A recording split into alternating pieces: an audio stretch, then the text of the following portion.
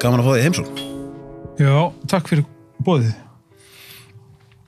Mér langaði kannski að byrja bara aðeins á leikritinu. Já. Hvernig þegar að vera að gera leikverk eftir manns eigin hugverki? Já, það bara mjög sérstætt. Þetta svona, maður leggur til útsæðið, þau stinga upp kartöflugarðinn, eða það þess að listrænt teymið og leikstjóri og tjóðleikhúsi og setja niður útsæðið og breyta og bæta. Og svo bara kemur eitthvað upp og það var maður svolítið sérstætt að sitja á fyrsta reynsli að ég sérst kom að handritsgerðinni, alltaf öðru hvoru með unni, ösp og svo sleppti ég bara tökunum á sig að því að það var mikilvægt fyrir mig í því ferli eitthvað að við næðum sameiginlegum skilningi og þá skapaðist traust og það gerðist alveg á nokkrum mánuðum og svo var ég með henni í handritsferlina alltaf öðru hvoru, kom inn og en svo eftir að það var því lauk og æfinga tóku við að þá sleppti ég alveg tökunum á þessu og svo kom ég bara á fyrsta reynsli og það var lokareynsli segi og það var mjög sérstætt það var súrrealísk upplifun svolítið að sitja út í sal og sjá svona kannski 25 ára ævisinnar einhvern veginn sett á svið og ég hélt nú bara svona fyrir augun alveg í 10 mínútur korter af því þetta var bara eitthvað svo afkáralegt eða svona sérstök upplifun en ég var mjög ánægður með útkomuna því að þau gera það rosalega vel tekst einhvern veginn að binda þetta saman í upphafi og endi og svo bara öll leikmyndin og hljóðmyndin og túlkunin og öll vinna þessa fagfólks bara mjög flott og ég held að líkillin hafi verið hjá unni að hún lyfti einhvern veginn öllum aðferlinu þau voru bara eitthvað 10 ykkur í jólagúlu þarna á tímabili og allir voru með skoðanir og öllu hljóðmaðurinn og búningahönnurinn og veist að hún fekk svona input frá sem kannski, því þau fengu stóra sviði í svo langa tíma því að það var ekkert verið að sýna Einmitt. Þannig að það skilaði svona, held ég mjög kröftugri sýning og maður finnur það bara á viðbröðum, það sem ég sé unnur náttúrulega fær mest svona á Björn að þetta hreyfir við fólki og fólk tengir við og svona þetta er eitthvað róf, eitthvað mennsku róf þannig að tengja vel flestir við á einhverjum punktum Þetta er fyrir þá sem er að hlusta og er ekki inn í það, þetta Vertu Úlfur og ég sendi það nú skilabóð þegar ég var búin að lesa bókinu, hún hafði áhrif á mig því hún er mjög einlæg og persónleg og þá náttúrulega með þessuna lítur að vera skrítið að þegar það er verið einhvern veginn að svona sína eins og segir, 25 ára þinni ævi. Já, því þau fóru aftar þau fengu smásögu sem ég hefði skrifað 98 og vinkluði hann einhvern veginn inn skilu það sem gerist á geðdeildinni, það er úr þessari smásögu og þannig að þau tóku svona ýmislegt annað inn í þetta en bókin náttúrulega var skrifið mjög langan tíma, 6 ár. Ég byrjaði að skrifa hann í 3. persónu því það var sársökafullt að skrifa hann í 1. persónu. Já, var það svo? Já, það var svo erfitt bara erfitt, þannig að ég byrjaði bara hann og svo fór ég að fikra yfir í 2. persónu, þú, og svo fór ég endaði ég í 1. og svo var ég með svo góða ritstjóra, eða 2 ritstjóra, Björgu Björns og Guðrúnu Sigfús og að tókst einhvern veginn á þessum tíma að ná svona líka bara reiði og bitur svona út úr handritinu, þannig að tíminn var alveg lykilatriði. Hvað myndir þú segja væri þegar maður er að skrifa svona tímabil hjá manni sjálfum, hver er lykillinn í að reyna að ná einhvers konar hlutleysi, er það bara tíminn? Já, tíminn er besti læknir allra hluta eitthvað, en já, tíminn er alveg lykil þáttur. Það skiptir rosa miklu máli og svo líka þetta fjallum ykkur svona reynslu sem er svona kannski á einhverju parallel leveli við svona hennan meinta raunveruleika sem við teljum okkur búi í að þá þarf og það er sem heilbrigðiskerfi gerir kannski ekki nógu vel heldur að það þarf að vera merkingabært þú ljáir einhverju erfiðri reynslu einhverja svona merkingu hamskipti og úlfur og tungl og íslendingasögur og skilu þú leifir þeirri merkingu sem þú upplifir í erfnum tilfinningu sem kerfið sá bara sem veikindi, stjórnleysi og eitthvað svona að þú leifir merkinguna að njóta sín. Þannig fær einhvern veginn narratífan sem heilbrigðiskerfið sá bara sem stjórnlausan veikan mann, þá fær hún alltaf aðra merkingu í svona listrænu samhengi. Og þá getur þú fara að túlka svona hugsanaferla og því líkt með öðrum hætti vegna þess að við erum bara á þeim stað og við höfum ekki ennþá búin að skilgreina hvað er hugsun. Það var enginn geta skilgreint hvað hugsun er. Við vitum ekki, við vitum roslítið um heilan. Við vorum á tímabili sannfærðum það að líkam og sál var bara þeir ólíkir hlutir. Tvíhyggjan, Descartes sagði bara, hann var alltaf rembast að finna sálinni stað í líkamannum og hann komst að þeirri niðurstöðu að hún var staðsett í heila könglinum af því að hann var eini partur af heilan sem var ekki symmetriskur. En svo kom Thomas Hobbes bara upp á 1650 og þá fórum við yfir í efnishyggjuna að líkam og sál var ein heild, sko. Og við erum ennþá þar einhvern veginn. Þannig að það er svo mikilvægt einhvern veginn að viðurkenna bara vanmátt okkar og ekki skilningsleysi, heldur bara svolítið að við skiljum þetta ekki alveg ennþá með heilan og hugsun, að við getum ekki skilgreint þannig að við vitum bara ekki nógu mikið þetta líffæri með að við svo mörg önnur. Við erum komin eiginlega beint í djúpuleginu, mér langaði að tala þetta. Það er ekki að fara í barnaskóna svona þegar maður farið línulega, nei, það er mjög gaman að fara beint í djúpulegina, af því þetta var eitt af því sem mér langaði til að tala dálítið við, það er þetta einhvern veginn með hvernig við erum búin að, sem lýsir svona með kerfið, að þetta með veikindi og raskanir en síðan á einhvern nátt náttúrulega líka við búum í samfélagi núna, þar sem einhvern veginn ætlast til þess að séum öll rosalega svipuð á ákveðin hátt og ákveðinir eiginleikar sem hefðu kannski nýst mjög vel fyrir 300 árum eða 1000 árum eru orðnir að veikindum eða röskun í dag. Já, en það er bara svo erfitt að eiga við þessar huglægu greiningar að því að sko hlutlægi heimurinn er alveg sér, það er engar þvagpröfur, röntgenmyndir, blóðpröfur að neitt slíkt þar kemur að myndum röskunum og geði og hversu mikil þarf vanlíðan að vera til að vera frávik. Hversu mikil þarf þjáningin að vera til þess að vera frávik. Þunglindi, þetta er ekki eins og þessi bíllega stóðlega borð. Þunglindi eru 6 einkenni við 3 mánuði. Okkur ekki 8 einkenni við 2 eða 15 við 6. Ég þunglindi greint þannig að þessu 6 einkenni við 3 mánuði. 6 ákveðin einkenni við 3 mánuði, já.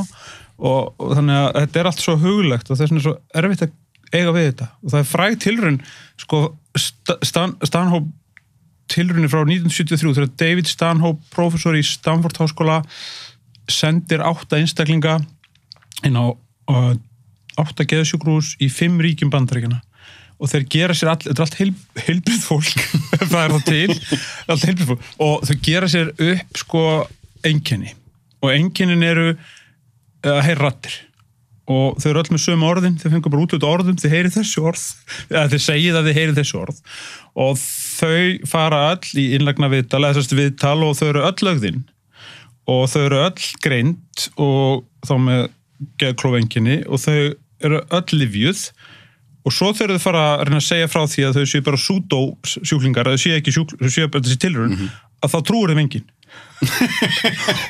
og fyrsti kemst út eftir 19 daga og svo síðast eftir 53 og það verður allt vitlaust í Bandaríkjunum og þá segir eitt geðsjúkrahúsi við David sko við ætlum að vera mjög á verðinu næstu 4 mánuði að sendi fleiri og við ætlum að passa upp á það og svo eftir 4 mánuði kemur þetta sjúkrahús og segir sko við erum búin að leggja núna 198 sjúklinga á þessum 4 mánuðum og 43 þeirra voru fake sko og það sem þú sendir við erum búin að detekta það koma auga á það og þá sagði hann ég sendi enga þannig að það eru margar svona þetta segir svo rosalega mikið það hvað þetta er erfitt ég er ekki að gera lítur viðleitni þess að ágæta kerfis gegnum aldirnar það hefur eins og að fara í margar hringi ég meina kveikarnir í Bandaríkjunum og Evrópu á sínum tíma beittu svo kallega moral treatment sem var uppfulla samhygð og samkennd og kærleika árunum 1860 svona við framöndu 1900 William Tuck var þeirra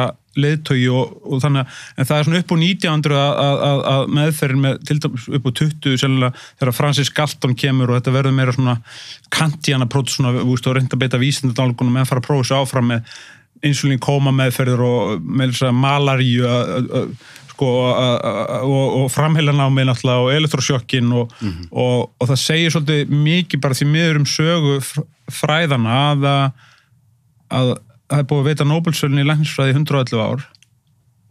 Umfang geðlækninga er áætlað 25-30% heildar umfangi heilbrigðismála. Geðlækningar hafa tvisvar fengið Nóbelsverðlaun og síðast 1949 þegar Agnes Monitz fékk Nóbelsverðlaun fyrir framheilanám. Og það er enginn stundu það í dag. Nei, einmitt. En skilur það... Það var áhugavert þegar Haraldur Erlendsson, þrautreyndur geðlæknir, var hérna hjá mér og hann einmitt sagði eiginlega bara berum orðum að stærsti hlutin af því að vera geðlæknir eða sálfræðingur væri nú bara að sýna samkennd og vera manneskilur sko. Sem segir svolítið þessa fræðigrein sko.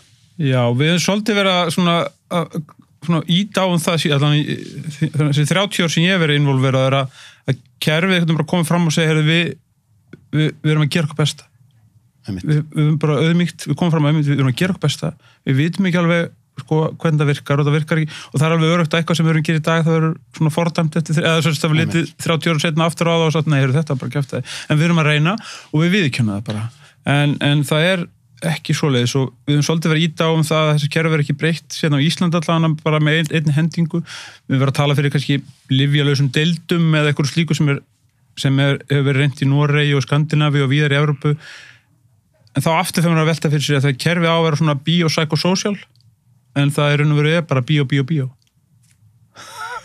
það rosalega lyfja með það þegar þú segir bio þá ertu að meina bara biological já, biological, eða líffræðilegt en já, biopsychosocial það líffræðilegt, sálfræðilegt og félags og það Komdu þú segja að þú ert formaður geðhjálpar já Komdu þú segja ef þú ætti bara skjót út í bláinn hvað telur þú líklegast að við munum horfa á eftir 30 ár í því sem í gangi núna og segja þetta var skrítið Sigurhúðar amfetamínpillur nei, ég bara velti fyrir mér öllu þessu rítalín og konsert og lyfjum við ADHD og bara maður horfir í tölunar að sko við erum meirinn helmingi og ég vil þrefalt herri í hlutfalli til barna heldur en önnur Norðurlönd og byrja af hverju Akkur gefur svona rosalega mikið að lyfjum Akkur eru jafnvel með öfu að hvata í kerfina jöfnun og sveitafélag greiði niður sko til skóla sveitafélag hana eftir greiningum þar að segja eftir því sem fleiri börn greinda því meiri pening fær á jöfnunasjóði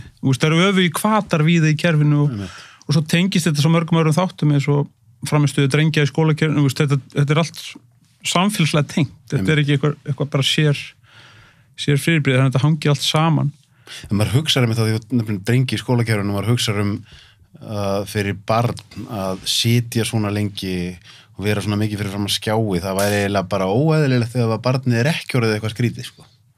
Með það hvernig líkamskerfið okkar þróað í gegnum aldirnar sko. Já, ég var að ræða þetta við Björn Hjálmarsson barn- og unglingageðlæknir fyrir nokkrum dögum yndislegur maður en hann var að tala líka þessar samfélagslegu breytingar og það ekki lengur neinstaðar þrír ætlir í sama húsi skilur eins og var að þegar mamma og pappi fóru þá var bara amma og afi til staðar það samfélag okkar ef við má slettar allt miklu disfragmenterað eða svona brotakendara og það allir að skuttla og gera og sækja og svo þessi krafa á okkur að vera meira virði og meira sé ekki nóg og meira og það bara einhvern veginn búið span allt upp og rafmagn allt upp og einu leifarnar á sjámana sem við eigum eftir aftan á krónupinningunum okkar, þannig að landvættirnir, og búningi landslýsins, það er einu sjámana sem nánast eftir sko, og tengingi við náttúruna bara hefur einhvern veginn svolítið horfið. Þú sér ekki marga menn eða konu núna sem fara að rýna í veðrið eða einhvern veginn tengja sig náttúrunni. En það er aðeins kannski að koma aftur í gegnum þessa vakningu í svona andlegum málum. Kannski. Það ekki? Jú, ég hugsa að það getur verið. Já. Mér finnst ég alltaf verið að hitta fleiri og fleiri sem finna eftir ákveðin tíma í verið fram að skjái og í borgina þá bara verði að fara í náttúruna. Já, það getur verið. En svo bara verðist fyrir líka, ég hef lengi að vera með svona hýpothessu, sko, að vannmáttur Íslendinga sem en annar Evrópþjóða. Vegna þess að við vorum 500 ára undir Norrmönnum og Dönum og Lamin og ómögulega og fyrsta sem við spurum útlendinga How do you like Iceland og 1809 þegar breska freigátan sigldi þetta inn í Faxaflóa með Jörgen Jörgensen og Jörgen var svo 100 daga konungur hérna en Bretarnir dokumentur allt sko þeir dokumentur líka þegar bátar innfætra koma auðvitað móts við freigátuna og þá lýstu Íslendingum sem sko skítum, tannlausum og skítum og tannlausum og drullum og hárlausum eða hvað og svo þetta þeir þráðu svolítið ytri viðurkenningu og kannski við bara þetta fyrsta þarna breyst sko, við erum ekki tannlaus og ekki ómöguleg þannig lengur en við erum ennþá svolítið svona sjáðu mig sko. En gæti það að þessi þörf okkar fyrir ytri viðurkenningu, gæti hún þá skila sér í að við séum þá meira að horfa á að við séum ómöguleg og þar að leiðandi förum við að sjá að við séum röskuð og búa til greiningar. Og svo kannski birtist vannmátturinn líka í minnum hóttu þótt á ykkur svona, við höfum sjaldan geta átt almennilegt debatt líka. Skandina verður frábærið debatt, Brennpunktin í Noregi og þetta ekstra gransning eða hvað þetta heitir þessi þáttur í Skandina, það er að debattera. Hér á Íslandi er bara með skoðun og hinn er með skoðun og svo bara rifist. Sko, við erum svona aðeins að þróast kannski í þess átt, við erum kannski bara, við erum ungt lýðveldi, 77 ára gamalt, við erum ekki alveg búin að mastera þessa lagasetningu, við erum endalist að fá okkur slapp frá mannréttindadómstólum og hinum með þessu sko. Og svo bara sem samfélag erum við líka bara svolítið að læra, við erum alltaf, lestu bara Íslendingasögurnar, að vera að útvarpa hérna Grettisögu og lýsingarnar, þetta er náttúrulega bara, ævintýrana lýsingar á þessu fólki sem kominga og það eru náttúrulega bókfestukenningin og sagfestukenningin, það er kannski ekki alveg satt en við erum bara svona í mótun eins og landið, eins og eldgoss og svona, við erum allir í mótun. Við talaðum Íslendingasögurnar og Já, óttarinn er búin að alveg geðgrina þetta alla, sko, en mér finnst bara mikilvægt sko að fara í hináttina, það koma hollensku læknirringa á aðalfund virk 2018 og nú allt í einu heilbrigðiskerfið sem betur fer, Svandís, frábæra vinna að taka upp aðferðafræði þessa hollenska læknis í tilraunarverkefni heilsugæslunni í höfuðborgarsvæðinu og á Austurlandi að greina styrkleika. Hollenski læknir bara bjóð til módela þegar þú kemur á heilsugæsluna að þá eru greindir styrkleikar þínir og resilience og þessir þættir og meðferðin miðuð á allt annan hátt heldur en út frá DSIs heldur bara út frá styrkleika þáttuðinum og það var einmitt fyrirleströmyndur hjá hann Guðjóni yfirmanni heilbrigðisstofnunar Austurlands núna bara á heilbrigðisþingi 17. nóvember fyrra og það er bara einhvern veginn case study mögulega þetta aðeins að fara að hnika kerfinu til þannig að við horfum á þetta þannig að það virtist koma allt annað út úr þeirri nálgun. Áhugavert, þú notar orðið DSIs. Já, það er bara þessi orðfræði sko að þetta snýst á endanum að það er svo miklu peningar í DIS-inu, bæði DSIs og disability og það er bara allt ójafnvægi, bara markaðurinn er stöðugt að halda þær í ójafnvægi. Þú ert ekki nú góður, keyptuðu skó. Akkur ekki skilur, en alltaf halda þær í ójafnvægi og ójafnvægið skapar hreyfingu og peninga og það kaupa eitthvað og kaupa og þetta tengist náttúrulega þessari kenningu Kahnemans. Daniel Kahneman var fyrstur hagfræðingur þess að var Nóbelsverðlaun í sálfræði, aldrei hagfræðingur fengið Nóbelsverðlaun í sálfræði. En kenningin hans snerist þetta að hann tók nokkra þjóðir og yfir langan tíma og korreleraði saman eða spyrti saman hagvextinu þeirra sem var svona 1:1 og svo lagði hann við það subjective well-being eða hamingju og hamingjan fylgdi hagvextinum upp að need level eða þarfalevelinu þar sem þú þarft fyrir ofan tók við langanir og hamingjan fylgdi hagvextinum upp að þörfunum svo bara platóðan út. Já. Þú sagði okkur bara að kapitalismi væri bara ránglega leið, skilur að við þyrftum ekki það sem okkur langar og þess vegna komið sér setningarna eins og í verkinu láttu þið langi það sem þú hefur. Hér er enn að melda þetta, láttu þið langi það sem þú hefur, já, frábærpunktur. Þú veist, það er svona aðeins tengist þessa. Er það ekki eitt af því sem að við getum öll eftir okkur dálítið í, nákvæmlega þetta? Láta okkur langi í það sem þú hefur, sem er náttúrulega á einhvern nátt bara svolítið að tilenga sér þakklæti. Jú, það er bara svolítið þversögn, sko, að þið getur náttúrulega ekki langað í eitthvað sem þú hefur. En ef þú gera það, þá kannski, þú veist, áttarðu á því að þið langar bara í þetta, þú þarft það ekki. Akkurat. Þannig að langaðist bara rétt áður við byrjuðum viðtala að nefna tölunar geðlyfja businessi, bara upphæðnar. Já. Heila sögkvæljur. Hvaða tölur varst að tala um? Sko, ég eitti 4 árum hjá HÚ, Alþjóðaheilbrigðisstofnuninni. Varst að vinna þar? Já, ég var að vinna þar og bæði í Genf og í Kaupmannahöfn og þá svona fékk ég svona stóri yfirsýn. Maður hafði svona haft eitthvað tilfinningu en maður fékk svona alveg góð yfirsýn í málflokkin bæði með því að fá að heimsækja alls í geðsjúkrahús í þessum löndum, Evrópulöndunum og Austur-Evrópu og svo líka bara fundir með heilbrigðisáðurum og heilbrigðisáðundum og í löndunum og þá var maður að velta fyrir sér hvötunum í þessu kerfi og stór, náttúrulega stæðsti driving-krafturinn, einn af þeim rosastóru er lyfjabransin og hann er mjög sérstakur business en heildartala núna, heildarvelta í geðlyfjasölu í heiminum að því að Vesturlönd eru náttúrulega og þróuðu ríki eru miklu meiri í því að gefa pillur en þeir eru náttúrulega byrjaði svolítið í Afríku og Indlandi og VR og Kína að heildartala núna er 850 miljardar dala, cirka og það eru 180.000 miljardar íslenska krónar sem gera þetta 180-föld fjárlög íslenska ríkisins á einu ári. 108, þú getur rekið Ísland 180 sinnum. 180 ár. 180 ár. Miðað það rekstrakostna núna, fjárlög núna eru það byrjað 1000 miljardar. Þannig að þetta er rosa bransi, sko. En þá erum við komin í og þá náttúrulega er augljóslega incentive að fjölga greiningum. Já, miklu meira græða í veikindum en heilsu. Já. Og aftur að þessu DSIs og ís, sko, þú græðir ekkert á fólki sem er í jafnvægi og vill ekki neitt og langar ekki neitt. En sko, að því þetta DSM greiningakerfi það er náttúrulega búið að vera að færa sig alltaf nær og nær því að vera að greina eitthvað sem er eiginlega bara eðlileg hlutur af lífinu, sko. Já, það bara byrjaði dis-ís endanum, af því að við erum alltaf samblanda bæði þáttum sem stuðlaði ís og dis-ís. Það engin algjörlega heilbrigður eða algjörlega veikur. Það kemur að geðheilbrigðu og andlega líðana, að þá erum við alltaf á einhverju rófi og rófið þrívítt, skilur. Þetta svo flókið og það erfitt að henda reiður á það.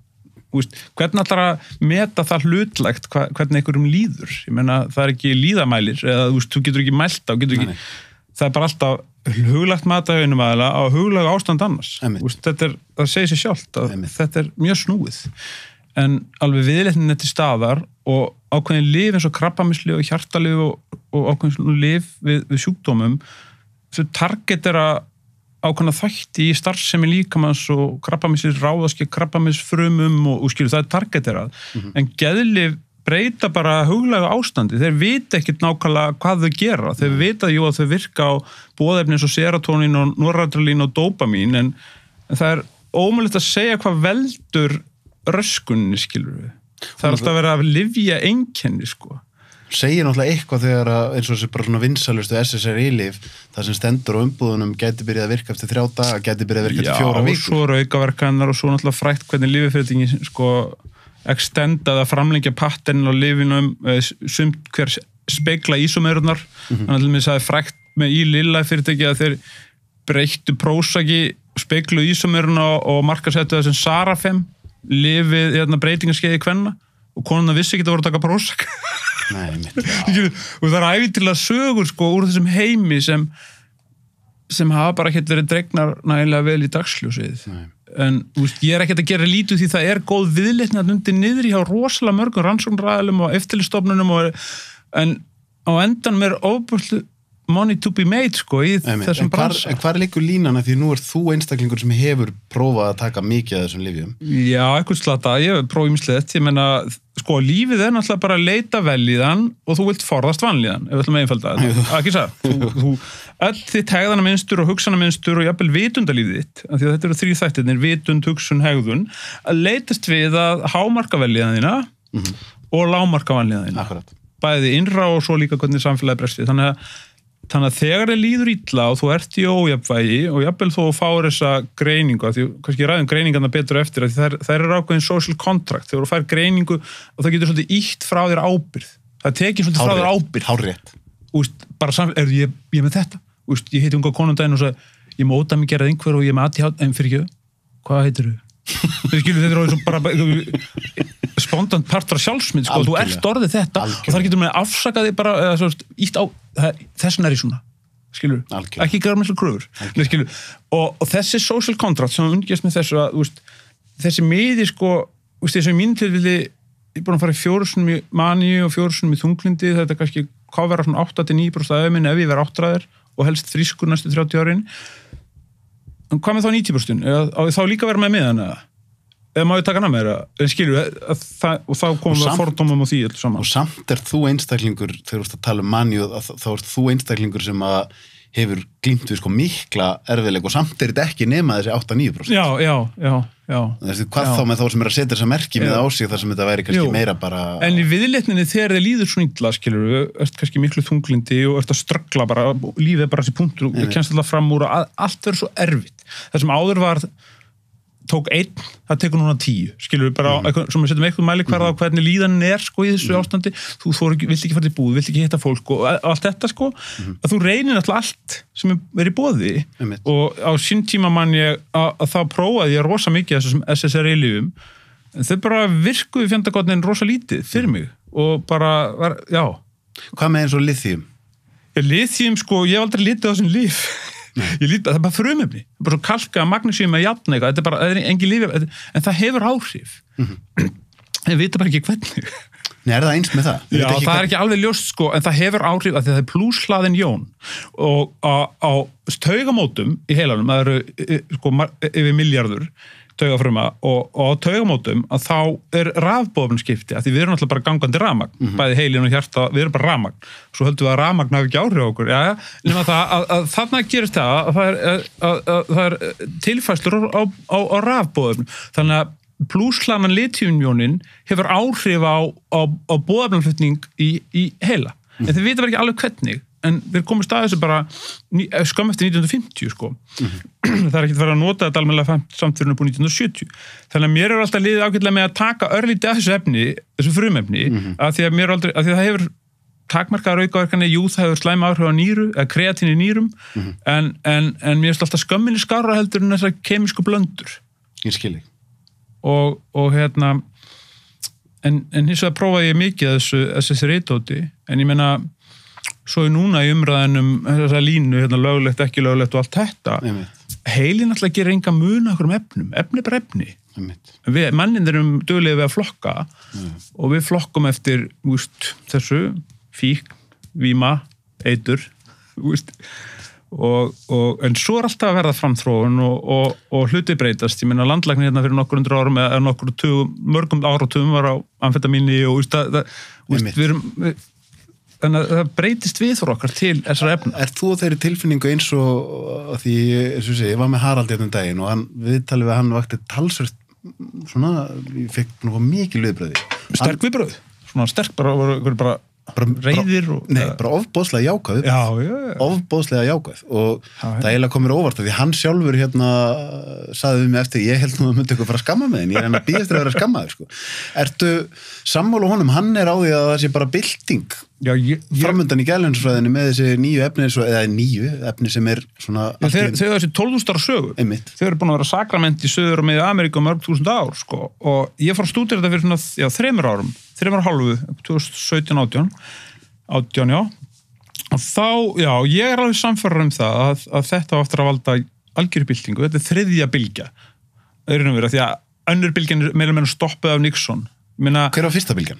Það er náttúrulega bara notkunni sem sakramenti og ég meina það eru myndir í hellum í Alsír frá 11 ára gamlar með af sveppum og allskistóti. Og Íslandi hefur það þá verið þegar víkingarnir voru að það var nú þessi berserkjasveppi, en þetta er nú er allt verið að díla við þetta sama efni sílósípin, en þetta verður svona, það fær svona aðtil 1950 þegar þessi aðstöða forstjóri Goldman Sachs bankans í Bandaríkjunum fer til Mexíkó og fyrir slysnið að rælni einhvern veginn ratarinn í seramóníu hjá seiðkonu í Mexíkó og hann er svona rosa uppnumin eftir þetta að prófa magic mushrooms, ég held að hann verið náttúrulega eitthvað trip, það var allavega ekki mikróskamtar og það tekið viðtal við hann og skrifið löngrein í Life Magazine 1950 og í kjölfarið bara hrúast alls konar fólknið að hann yfirstir, tónlistamenn Bob Dylan svolítið setna og Beatlarnir og allt þetta lið nema það að það fær líka 2 kennarar ungir frá Harvard, Timothy Leary og Ram Dass, eða Robert Albert, hann kallaði þessi setna Ram Dass og í kjölfari fengu þeir leyfi að fara að hefja tilraunir með sílósípin í Harvard en þróa svo fljótlega út í það að fara að nota efni sem Albert Hoffman framleiddi bara í Sviss 1941 LSD þetta er ekki mjög keimlík efni, annað er náttúrulegt en hitt er synthesist eða framleitt í verksmiðju og þá byrja nú fjörið, af því þeir fara svolítið út fyrir mörkin, klálega, og á sama tíma er Víetnamstríðið og á sama tíma er Richard Nixon sem er kannski ekki opin myndasti forseti Bandaríkjanna sem hefur verið alls ekki frekar svona kassalega og paranoid og eitthvað og hann einhvern veginn bara skelli banna á þetta stimpla á þetta og þeir ráðgjafar hann sem counterkultúr og það er bara öllu lokað og það hefjast ekki tilraunir aftur fyrir upp úr 1998-9 í John Hopkins háskólanum þegar Roland Griffith sálfræðingur fær leyfi og fer að hefja tilraunir aftur og í kjölfari fylgja fleiri háskólar og fyrstur í Bretlandi er Imperial College sem að hefur stundað þetta með allangu tíma og við fengum professor þaðan að tala málþingi hjá okkur í nóvember þessar rannsóknir og í ljósi þar sem ég hef lesið og kynnt mér og skoðað og rætt við bæði fjárfesta og fræðimenn og fleiri að þá tek ég alveg heilsögur undir það sem Haraldur Ellensson segir að ég tel að þetta geti valdið alveg gríðalegri byltingu á líðan okkar vegna þess að það sem virðist gerast sérstaklega eins og með, ég ætla nú ekki að fara að tjá mig mikið þessi guided trips eða þessar stærri skammtameðferðir sem eru svona leitar meðferðar vegferð eða tripp heldur frekar mikroskammtarnir sem eru miklu lægri og valda ekki eins rosalegri hugafarsbreytingu en það sem það virðist gerast er það að vitund þín og hugsun og orka kannski svona með jákvæðum formerkjum festist í líðandi stund bara 100-föld núvitund og hugur þinn kemst ekki í lúpur hann kemst ekki í jórtur eða rumination, hann kemst bara ekki eftir í skotgrafirna sem hann búin að labba í allan tíma og bara hann mikið rosalega þetta falliði skór hjá þér, skilur bara ferði í minstrinn og það hitt sem gerst því kannski ítundi samkend og þú situr á kaffhús og gengur gamall maður í götun og þú sér, heyrðu hann í grænum sokkum og allt eins fara hann að hugsa hvernig barnæsku skildi þessi maður hafa átt, skilur þú þannig að þetta tvennt virðist svona gerast og þetta virkar aftur á 5-HTA serotonin viðtaka í heila og þetta að vera að spila með sömu að hluta til boðefni og SSRI-lyfin gera en ég tek alveg undir það með Haraldi heilsugar, ég samfærar það að þetta mun valda umskiptum en hvað með þá að því vorum að tala businessin á hann já, Washington Post segir mögulega að þessi bransi muni bæta við $100 miljardum við 850, en eitthvað hinnum 850 muni hverfa því eitthvað hinnum mun bara fara. Þannig að sko lyfjabransin mun taka þetta, fá FDA sko góðkennt stimpilinn og Evrópska lyfjastofnun mun stimpla þetta, svo mun þetta fara hérna á lyfsalana og fara eftir venjulegum leiðum, en það stórfurðulega við þetta líka það að þetta vex bara hérna í náttúrunni sko.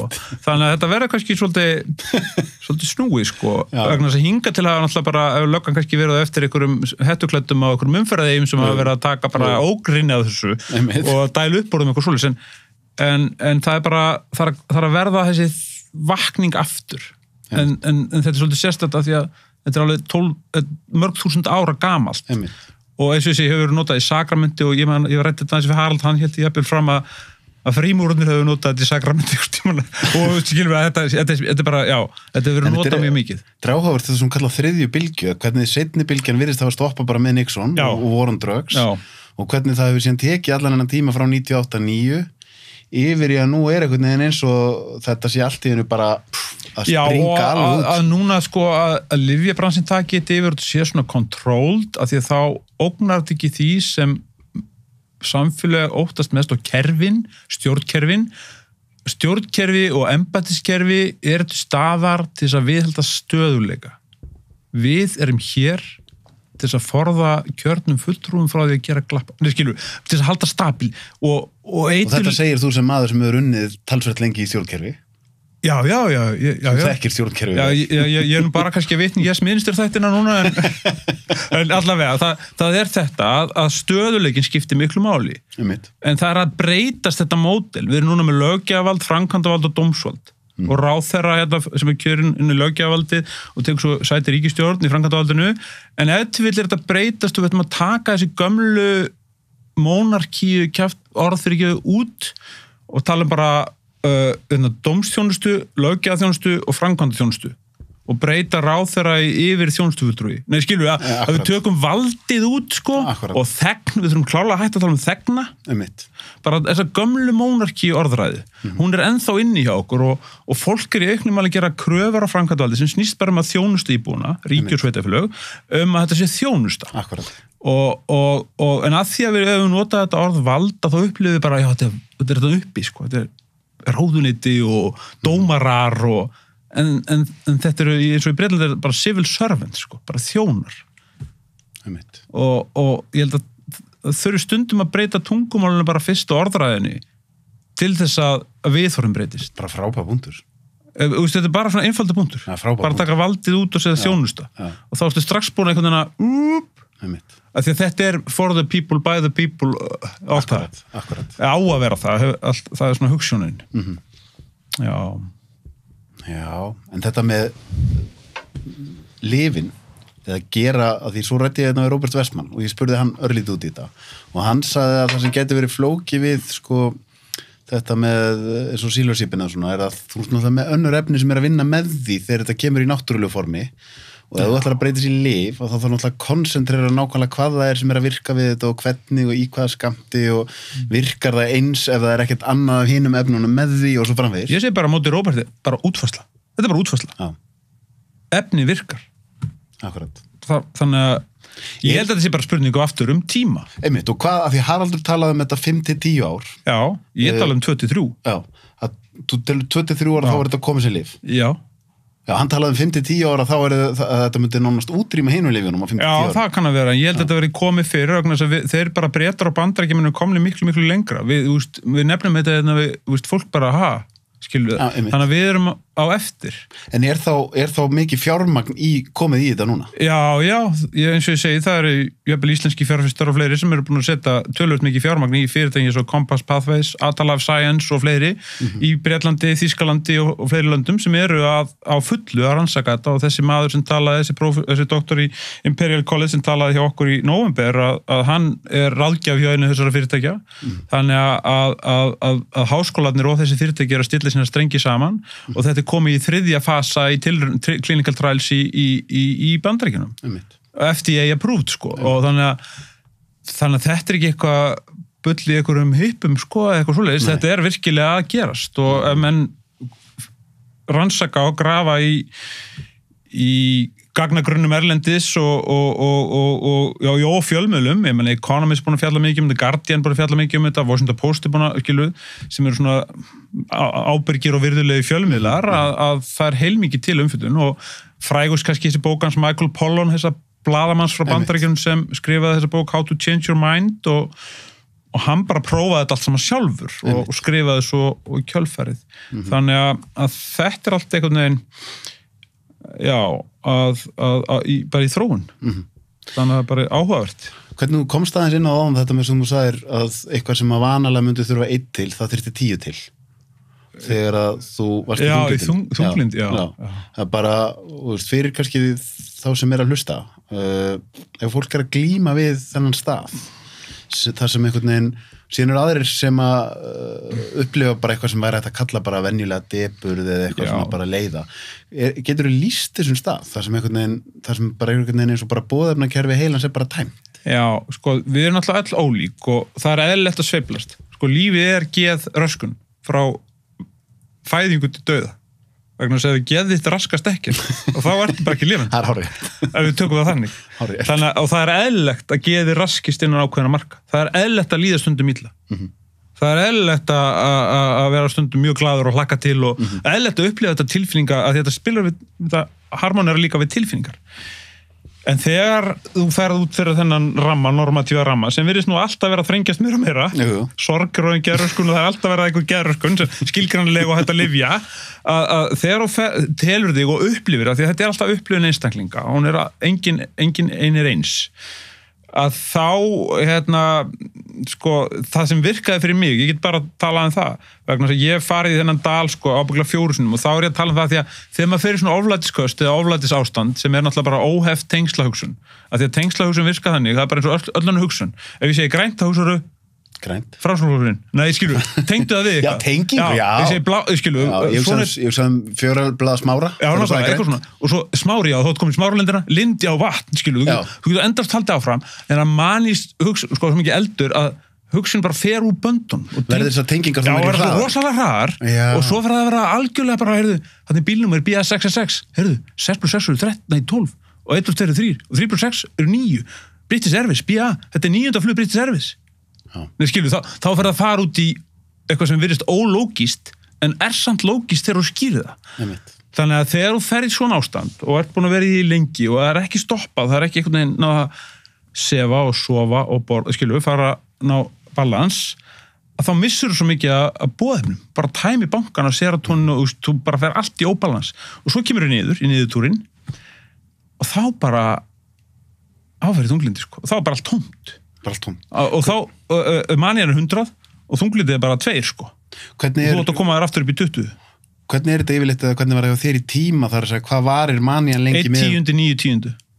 Þannig að þú ert að borga fyrir það? Ég er kannski 1,5 ár og 1,5 mánuður í manía og restin er bara þunglindi. Og þegar þú kemur upp og kemst inn á línu aftur, að því að lífið er bara huglega upplifun hverju sinni og eins ömulegt og eitthvað finnst það kannski í þessu ástandi að þá verður það betra. Það er bara þannig. Og það sem ég gerir til þess að koma upp að bara, ég er svona spartanisti, ég er svona spartvergi bara. eða svona, ég fer bara, ég bara skrá allt niður og rútínar mig bara og ég stilli rútínar bara eftir sem ég get, sko, já, bara borða, busta tennunar, bara gera lítið, sko, og svo bara held ég mér í rútínu og vanaminstri, því að vanaminstur og rútína er preservation, það er energy að passa upp orkuna en við gerum þetta öll, förum í sama skápinu, sundlauginni, við bara förum í rútínu, sérstaklega på miðum aldri, að það er bara öryggistilfinning og við eyðum minni orku. Að því þú ert alltaf að gera sama hluti þá notar minni orku og þetta gerði ég til þess að bara koma bara aðeins og svo náttúrulega hreyfa sig og borða, sko, passa á næringuna og svefnin og hitta fólk og einhvern veginn reyna en þetta ofboðslega erfitt af því að þú vilt stundum bara deyja, sko.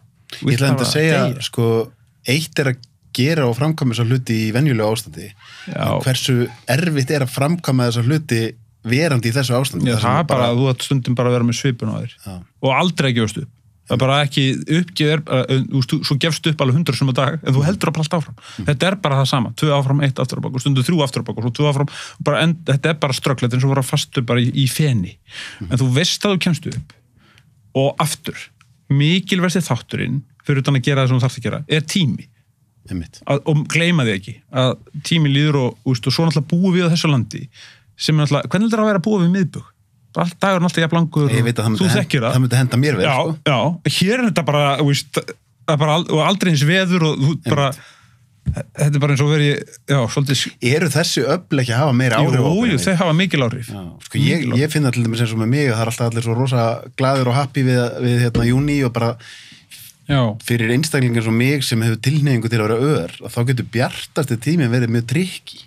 Af því að það er eitthvað við myrkrið sem að gefa manni svona smá ró, dagurinn er búinn, bara klukkan á þetta, kvöldmatur, þeir eru alltaf bjart. Já, þá bara er það ítir náttúrulega undir ákveðið svona,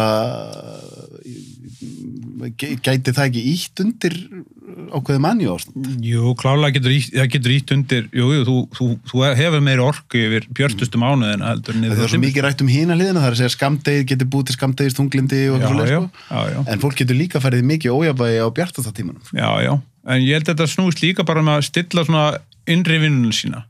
Vegna þess að við erum hérna með 5 skilningavit. Sem er að 7 aðeins opið, miðlarnir og svona. En við flestir erum bara með eyru og augu og nef og munn og snertiskinn og svona.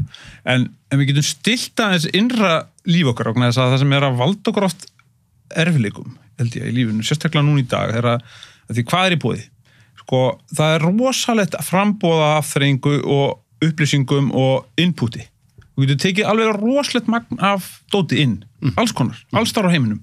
Ég var alltaf upp að bara vídeolega, sko. Það var ekki komin, getið farið í röðin, skilur það var bara ekkert aðgengi.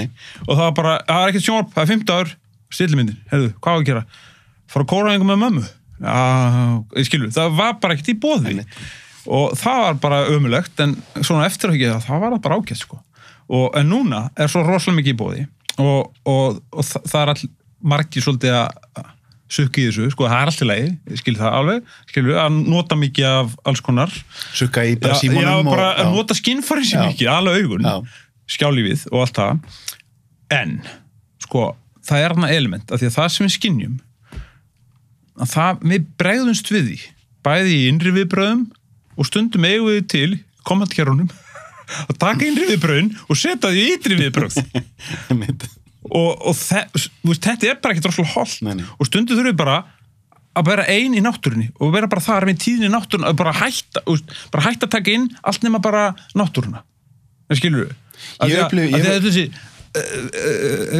Stundu bara að rækta með sér svona einhverja viðbraksþurð af því að það er svo rosalega miklu möguleikar þegar þú tekur svona rosalega mikið inn að þá er svo margt að prósessast og þú tekur að bregðast við svo óbærslega mörgu og svo eru margir sem bara setja einhvern veginn allt út í ytri viðbröð, aðrir byrgja þetta inni. Aðrir byrgja þetta inni, já, nákvæmlega. Og ég hef fundið fyrir mig svona tímabil þar sem ég finnst bara svona, það er búið að vera bara information overload á heilan og þá finn ég með þetta þar sem ég er bara ekki búin að ná að prósessa þetta. Nei, svo fyrir þú til búð og ert að hugsa eitthvað, hvað ætlar að ég maður ekki, skilur. Já, þá þarf maður stundum eins og segir, bara fara eitthvað og vera eitthvað staðar og maður finnur bara þá byrjar svona koma mér í ró yfir mann, af því að þá er eitthvað henni sem maður sé að detoxa overloadið sem er búið að eiga sér stað. Já. Þetta er alveg rétt og það er þetta eitthvað sem við eigum erfitt með það því að það stöðut líka áreiti á okkur að bregðast við og það búið einhvern veginn appvæða allt og snjallvæða allt og allt mælt og mælt og það allt orðið bara einhvern veginn og svo náttúrulega eru tveir heimar að mætast eins og ég sé inn í stjórnkerfinu og alls það í samfélaginu tveir heimar, stórir heimar svona svo gameskip í Star Trek mynd að mætast einhvern veginn og þeir mætast einhvern veginn rosa hægt skilur og annar heimurinn gamli heimurinn, funktionalismin, lögfræðihyggjan struktúrin, skynsemishyggjan og bara kantianismin hérna bara alveg sem eru bara struktúrir í samfélagum okkar þetta er bygging, þetta er stofnun, hún er þarna og þetta er stofnun, hún er þarna hugsaðu, við erum með 10 ráðandri, 165 stofnanir, 60 í sveitafélag 360 træður, þetta er skilur þessi heimur allur lóðréttur og svo kemur tækni framfara heimurinn hérna, sem segir bara, við getum tekið strauminn og deilt bara öllum gögnum eins og bara hérna þvert yfir allt og þú þurfum enga stofnanir hérna milli, bara fólk getur nálgast þetta bara sjálft í genum sko, tölvundur og allt þetta eða sérst, applikasjónar og þessi heimar að mæta svona í stafrænu Íslandi á ríkinu og svo gamlu stofnunum og maður bara horfir á hvernig þessi tækni framfara heimur á eftir að jarða hérna allt þetta gamla establishmentið og það streitist á móti ekki opinberlega, en svona inn í sér, það bara nei hugsaðu þér að þú snúa þessu við, þú taka gamla fólki sem er að móti alltaf öllum breytingum svona heilt yfir og taka það á valdastöðunum og setja það og setja unga fólki við skilum bara til þess að aðeins að setja svona kvata en kannski að því að ég man alltaf þegar ég var sem erfiðasturinn í stjórnarráðanum þá hringdi eitt ráðandustjóri í mig og ég fundaði með honum og hann sagði en Héðinn hefur lesið Birting eftir Voltaire en já, sagði bara í menntaskóla viltu lesa hann aftur? Já tölum svo saman aftur svo fór ég að lesa Birting svo hittust við aftur lært maður að lesa Birting? Já og hver á lærdómi bókarinnar? Já, maður á að rækta garðinn sinn já, byrjuðum var ekki eitthvað meira jú, það var annar boðskapur, já, alveg rétt já, hver var hann? Það er allt eins og á að vera skilur, þú mátt ekki rugga bátnum á mikið þetta verður allt bara að fá að hafa sinn tíma og við Íslendingar við bara, það er eins og við stundum við höfum ekki tíma, við bara verðum að fá allt strax sko, allt breyta strax En ég var að velta þessu fyrir mér sem þú ert að segja núna með eins og í COVID-tímabilinu þá fyrir mér að hugsa mér svo bara með þá sem er að taka ákvarðanir þeir eru allir yfir ákveðnum aldri eins og þú ert að segja mér bara og það er áhugavert að hugsa þetta sko út frá þessu að hérna með að en sko taka ákvarðanir, hvernig heldur það sé að vera ráðherra? Sko, þú ert með þingflokkiðinn, þú ert að vera á þingi, þú ert með ráðundi með fullt af starfsmönnum og ráðundustjóra og svo ertu með sósíalagenduna hérna, þetta er bara, forsætisráður í morgun, voru í Harmageddon og hvernig ósköpunum átt að hafa yfir sín yfir þetta? Algjörlega, sko. Og þá þarf það náttúrulega að treysta á gamla góða embættisskólan og þetta allt saman, þetta fína kerfi. Þú komst inn á hérna, hvort það var ekki bara þegar þú fórst í viðtalið til Snorra Björns, þá varst að tala um tímabilið sem var í fyrra, og með tölur yfir sko, hvaða voru margir annarkvort á atvinnuleysisbótum, örorku eða vinna fyrir opinbera. Ég er búin að vera að velta þessu mikið fyrir mér, en ég vissi ekki að þetta verið svona, hefði verið svona hátt. Þetta voru 141.000 af 197.500, Þannig 197.500 vinnandi einstaklingar á Íslandi, eða á vinnumarkaði, og 141.000 í apríl-mæ á síðast ári voru 141.000 á launum eða bótum hjá hennu opinbera. Það er rosalega mikið. Það voru 56.000 manns og 500 að vinna fyrir einhverja aðra aldur en opinbera. Því þetta er það sem ég er búin að hugsa í COVID-tímabilinu að hljóta að vera stóra verkefni okkar. Hvað getum við gert til þess að taka ekki allt súrefni úr einhverjum? Jú, en það er aðeins náttúrulega minna. Núna er heildaratvinnuleysi í kringu 26.000 manns sem er náttúrulega allt of mikið og það eru 24.000 örorkubótum og endurhæfingarlífeyri. Það eru 50.000 manns og örorkutölunar á að hækka rosa mikið. Ég meina 1990 fyrir 30 árum eru 7.500 manns á örorku. Í dag er það 20.000. Það er 200% aukning á 30 árum meðan þjóðinni hefur fjölgað 40%. Og þetta er bólgan þetta megin og greiningabólgan hinum megin. Akkur er þetta svona rosalega viðkvæm umræða? Við þurfum að ræða þetta. Já, Brynjar Níelsson tók þessu umræðu hérna bara núna. Hann tók þessu umræðu hérna mér og hann var húðskammaður. Já, bara svona, þetta má ekki. Vegna þess að nú til dæmis ég hef oft hugsað mig sjálf á mig með öll lyfin sem ég hef tekið og alla greiningarnar að ég get alveg verið öryrki. Og ef ég geti verið það, hvað þá þú? Jú, en málið er það að örorkan byggist á 3 flokkum. Það er eitt að detta af hestbaki í Eyjafirði 22 ára og mæna slitt. Akkurat. Og þú fer í hjólastól. Það er eitt. Það er líkamleg fötlun. Svo er það þroskahömlunin sem við ráðum bara ekkert við. Akkurat. en svo það geðföllunin sem 40% örorkubótaþeganum, 40. Er það 40? Hitt 60. Þroskahömlun, líkamleg fötlun 60. Geðföllun 40. Geðföllun afturkræf. Ég þekki slatta fólki sem fengi geðgreiningu, reykt hass í skóla, dottuð skólum, endurhæfingarlífeyri, dottuð inn á örorkubætur, náð bata, náð virkni, náð fullir virkni á vinnumarkaði, ekki lengur öryrkjar. Skilur, að hún afturkræf. Hinn það upp að þessu marki og stundum alls ekki. Og það þarf að vinna með þetta, búið að takast á með þetta starfsgetum all lengi og alls konar svona leiðir, en mér finnst stundum líka að það þurfa að fókusera meira þarna á ability en ekki disability, skilur, og vinna með þessa þætti, allir margir þáttu og síka bil kannski, þú fær ekki alveg strax inn örorkubætur, getur komist að bót úr þessi skerðinga, það sé ekki, þannig að það sé eitthvað þannig að þú getur verið á bótum en unnið, skilur, yfir eitthvað ákveðin tíma. Einhvern veginn að opna þetta. Ef ég myndi spyrja þig bara ef þú ættir að segja hvað þú telur vera bestu leiðirnar sem hægt að fara til að hjálpa fólki að komast aftur á fæturna sem með örorku út af geðrænum kvillum. Vinna, virkni. Já, og hvað væri hægt að gera betur hjá hennu opinberi í því? Bjóða 30-40% störf. Virkja þetta miklu betur. Það er bara erfitt núna þegar svona mikið atvinnuleysi, en það þarf að taka þessu umræðu í heildarsamhengi og ég veit að flokkarnir og pólitíkin hefur fullan vilja til þess, Tryggingastofnun hefur vilja til þess, Öryrkjabandalag hefur vilja til þess upp á ákveðnu marki, þeir eru ekki hrifnir á starfsgetum að þetta margir þar, en þú að spyrja Þuríði Hörpu, ég veit það ekki, en ég veit bara að það verður að taka umræðu og þá bara debatinn sko, og komast ekkur, að því við erum alltaf í þessu kerfi eins og mörgum kerfum okkar í bútasum, bara lögum þetta aðeins svona, færum þetta enn hljóðnum aðeins, en það má aldrei einhvern veginn prófa, vegna þess að við getum líka alveg prófa eitthvað nýtt almennt í lífinu og gert það sem tilraunaverkefni í 2 ár eða 1 ár. Akkurat. Og sé það bara til og það gengur ekki, þá bara hættu við það. Akkurat. Það skilur að þora að prófa eitthvað alveg nýtt. Hver eru aðalverkefnin hjá okkur í geðhjálp? Fokkast í fyrir ekki, við erum hagsmunagæslufélag, fyrst og fremst.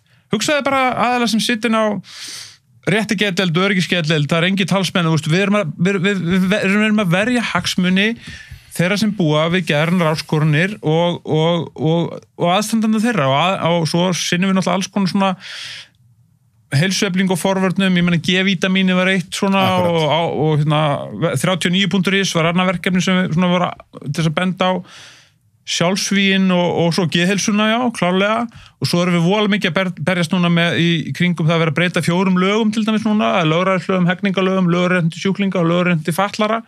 Öll þessi löggjöf innifelur í sér þvingun og nauðung sem við náttúrulega erum mjög umhugað og viljum helst breyta, en þessi 4 frumvörp eru með ólíkar nálgun og við erum svona kommentir á þetta allt saman, en þetta svolítið sérstakt núna því að öll þvingun og nauðung byggir á skaðalögmáli John Stuart Mill, og Mill sagði fyrir löngu síðan sem svo lögfræðingar tóku upp í lögin í Evrópu frá 1800 og eitthvað, hvert síða samfélag, og ef við erum síða samfélag þá átum við okkur, hvert síða samfélag hefur það rétt að svipta einstaklingfrelsi síðan hættulegu sjálfsögðurum, og núna erum við búin að fá útfærslu á þessu lögmáli í heilt ár, öll þjóðin í COVID. Það er ekki búið að svipta okkur frelsi, það er búið að takmarka frelsokkar af því að við erum hættuleg.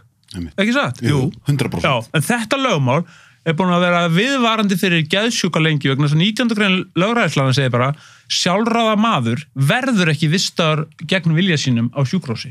Svo kemur John Stuart Mill, nema, svo kemur það er bara, hann verður það ekki, nema, svo kemur undan þá hann, viðkomandi sem er geðsjúkdóm, eða verulega líkur á að svo sé.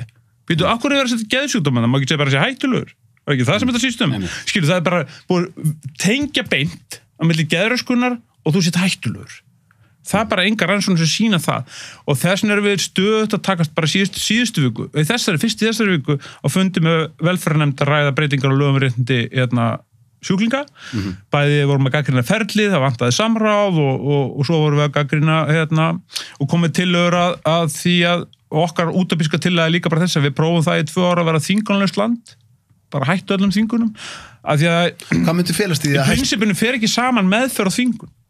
27. grein í lögræðislöginu segir líka til þvingaða lyfjagjöf, og svo ætlar núna að opna meira á þvingunna í lögum réttindi sjúklinga með að leyfa að fara þvingun að þú vilt ekki borða eða hreinlæti þitt, eða busta ekki tennar, Sölvi busta ekki tennar, skilur, það er bara að opna á þvingar inn á hjúkrunarheimilum og öðrum stöðum, þannig að við erum bara að velta fyrir ykkur bara mannréttindum og frelsi einstaklingsins. Hvernig ég var með Sigurstein Másson í viðtali og hann hefur upplifað svona á eigin skinni, bara þegar hann var að koma heim úr balkanska stríðinu og Danmörku. Já. Og þú hefur upplifað þetta líka. Ég er náttúrulega bara að skoða þetta á geðsjúkrahúsum í Slóvakíu og Búlgaríu og Albaníu og víða. Það er að segja, það er allt öðruvísi þvingun, búrarúmi er allt annað, sko. Það er enginn að fara að tala um það hér að setja búri við rúmi. En bara eins og sjálfræðissvipting eða eitthvað slíkt? Já, sko, það er bara prósessin er öðruvísi, sko. Frelsissviptingin hér heima, það kemur að, sko, nú er ég ekki að tala um nauðung, ég er að tala um frelsissviptingu. Hún er þríþætt. Læknar geta haldið þér ef þú stígur yfir þröskuld á heilbrigðisstofnun í 72 tíma gegn viljaðinum og þú getur ekkert sagt. Er það þannig? Já, 72 tíma. Metið er það svo 19. greininni og þessi stóra hættulegur. Svítu nú, við förum að segja þetta. Það er þrír fasar. Fyrsti fasin er þessi, 72 tímar. En er nóg að, að nóg að læknir metið það yfirlæknir, eða vaktahandilæknir og yfirlæknir, að þú sér hættulegur sjálfum við öðrum. Og þá er þetta að halda þær í 72 tíma. Eftir það, að þá er það 21 dagur. Það er svoköldu nauðungavistun. Og ég hef reynsla því, já. Og þá þurfti alltaf undirskrift, sko, fjölskyldunar, en því var breytt 2015, nú þarf undirskrift, sko, viðkomandi sveitafélags. Einmitt. Og dómsmálaráðuneytisins. Þá er þetta að halda þær í 21 dag. Og svo er það sjálfræðissviptingin. Hún getur oft verið til miklu lengri tíma, 6 mánuðir, 8 mánuðir, 10 mánuðir, en þá er það að fara fyrir dóm. Þá er það dómari sem ákveður það, en það er geðlæknir sem talar fyrir því. Oft er þetta einstaklingar sem eru sjálfræðissviptir eru kannski 6-8 mánuði inn á öryggisgetu. En við förum aftur í rannsóknina sem við tala um áðan, með fólki sem kom inn og sagðist heyra raddirnar, og svo voru bara allir læknandur og samfærir þegar þetta fólk var að reyna að halda því fram, nei, heyrðu, þetta var allt í plati. Já, en þeir vildi ekki sleppa þeim út, nema játuðu það að meðferðin hafi virkað og þau hefðu verið með geðröskun og meðferðin hafi virkað. En ég er að segja að þetta getur alveg verið. Já. Þetta er náttúrulega ekkert smára eða svifta einstaklingar. Það sem við erum að segja er að vera þetta. Mögulegar afleiðingar ofbeldis sem oft kemur til þegar beita á þvingun og nauðung geta varað miklu lengur og verið erfiðari fyrir viðkomandi einstakling heldur en geðröskunin sjálf. Akkurat. Það er það sem við segjum. Akkurat. Við þurfum algjörlega að stilla þessi lágmark, en í dag eigum við ekki tölfræði yfir þetta, það er engin sýnileiki, opgata eftirlit Evrópuráðsins sem stöðut með lemja hérna á hendurnar á okkur, þannig að við þurfum bara að gera betur. Og í fyrsta leið þannig að hafa eitthvað tölfræði, það þarf að hafa sýnileika, það þarf eitthvað eftirlit að vera, frumkvæði skylda landlækningsembatsins er ekkert virkið í þessu, nánast ekki neitt, bara það mættu standa sér betur, skilur, þannig að það virðist vera eina eftirlitsembati sem funkar almennilega hérna er umboðsmaður Alþingis. Hvað með að því þú sagðist það var sjálfur reynslu af hverju, hérna, nauðungar? Já, nauðungarvistun. Það sem ég hef heyrt af einstaklingun sem að hafa farið í gegnum þannig ferðlir að það verður oft út af þetta var þannig að það var fjölskyldumeðlum sem var að skrifa það var oft samskiptarof í 20-30 ár og lífskeiðaskerðing. Ég veit bræður hérna sem að ekki talast við í 30 ár. Og þess vegna börðust við hart fyrir því 2013-14 undirbúningi lagana, breyninga lögræðislagana að þetta er tekið út og þetta var tekið út en hins vegar var náðu læknandi því fram á þeim fundum að 72 tímandi sem áður voru 48 að fór upp í 72. En hvernig er þessi tilfinning að því einstaklingurinn sér það kannski ekki þegar þetta gerist að hann sé í ástandi sem að réttlætir þetta? Nei, en ég meina hver er þess megn? Ég ætla ekki að gera lítið úr því að stundum verður að grípa inn en það á alltaf að reyna alla möguleika á því. Getting people to want what you want them to want. Svo kallar soft power. Akkurat. Reyna þetta. Akkurat. En hver er þess megnur að segja til um það hvenar einstaklingur er hættulegu sjálfsöðurum?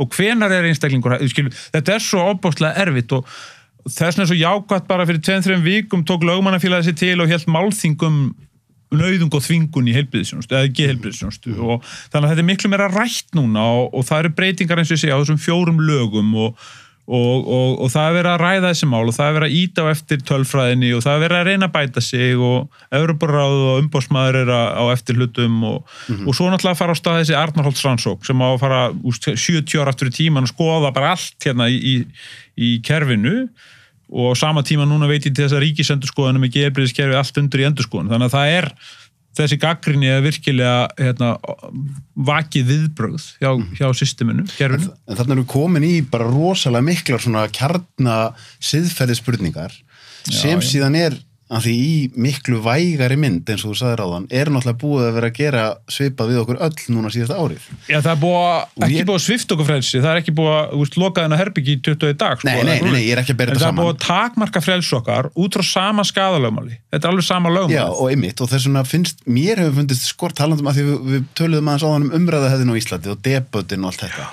Mér finnst þetta að liði ár og það ekki rætt. Við höfum ekki ennþá tekið umræðu stóru siðferðilegu spurninguna sem hversu langt má ríkið ganga í að grípa inn í líf fólks. Jú, en þetta alltaf að sama. Alþingi bara gerir tvennt í makromyndinni. Þú ert með frjálsan viljaður megin og almanna heill hérna hinn megin. Þú ert að vega þetta og meta. Þú mátt ekki gera hraðar 90. Akkur ekki. Það bara, við erum bara að meta þannig að almanna heill eru hámörkuð með því að hafa 90. Þannig að alltaf þingið að meta þetta og nú bara einhvern veginn Þórólfur svona svolítið okkar, ég vil ekki segja ríkistjóri, en hann svona svolítið, hann svona áttavitin í þessu sem bara búið að vera frábært og sérfræðingarnir og allt það. Þannig að, en við höfum hins vegar ekki tekið umræðina þetta. Byrju, okkur það með grímu hérna, það alls konar konfrontationir sem hafa orðið út bæ og bí, borg og bí. Þannig að við höfum ekki rætt þetta út af þessum fórstum. Út af því umræðan fer svo gjarnan hérna í einhvern veginn að þetta jafnvel þó manni finnist hérna og maður gerir sér grein fyrir því að þeir sem hafa verið að sjá þetta þessu þríeggið og þú nefndir áðan forsættisráðherra, ég held að gerir sér flesti grein fyrir því þetta eru gríðarlega vandasöm störf. Jú, það allir að reyna að gera sitt besta. Allir að reyna að gera sitt besta. Það þýðir ekki að við getum ekki og eigum ekki að taka mjög gagnrýna umræðu með allt. Sko. Nei, ég meina það komum ekki tveir þingmenn fram, Brynjar og Sigríður Andersen stofnuðu heimasíðu og svona. En þau eru svolítið, maður upplifir að þau séu annarkort, það svona ákveðin lítill hópur sem bara alveg sammálaðum og hinn eru bara að jarða þau sem fíbl. Sko. Já. Í staðin fyrir að það bara gífulega heilbrigt að það séu einhverjir alþingismenn tilbúnir að taka þessa umræðu og þola óvilseldarna sem því fylgir. Sko.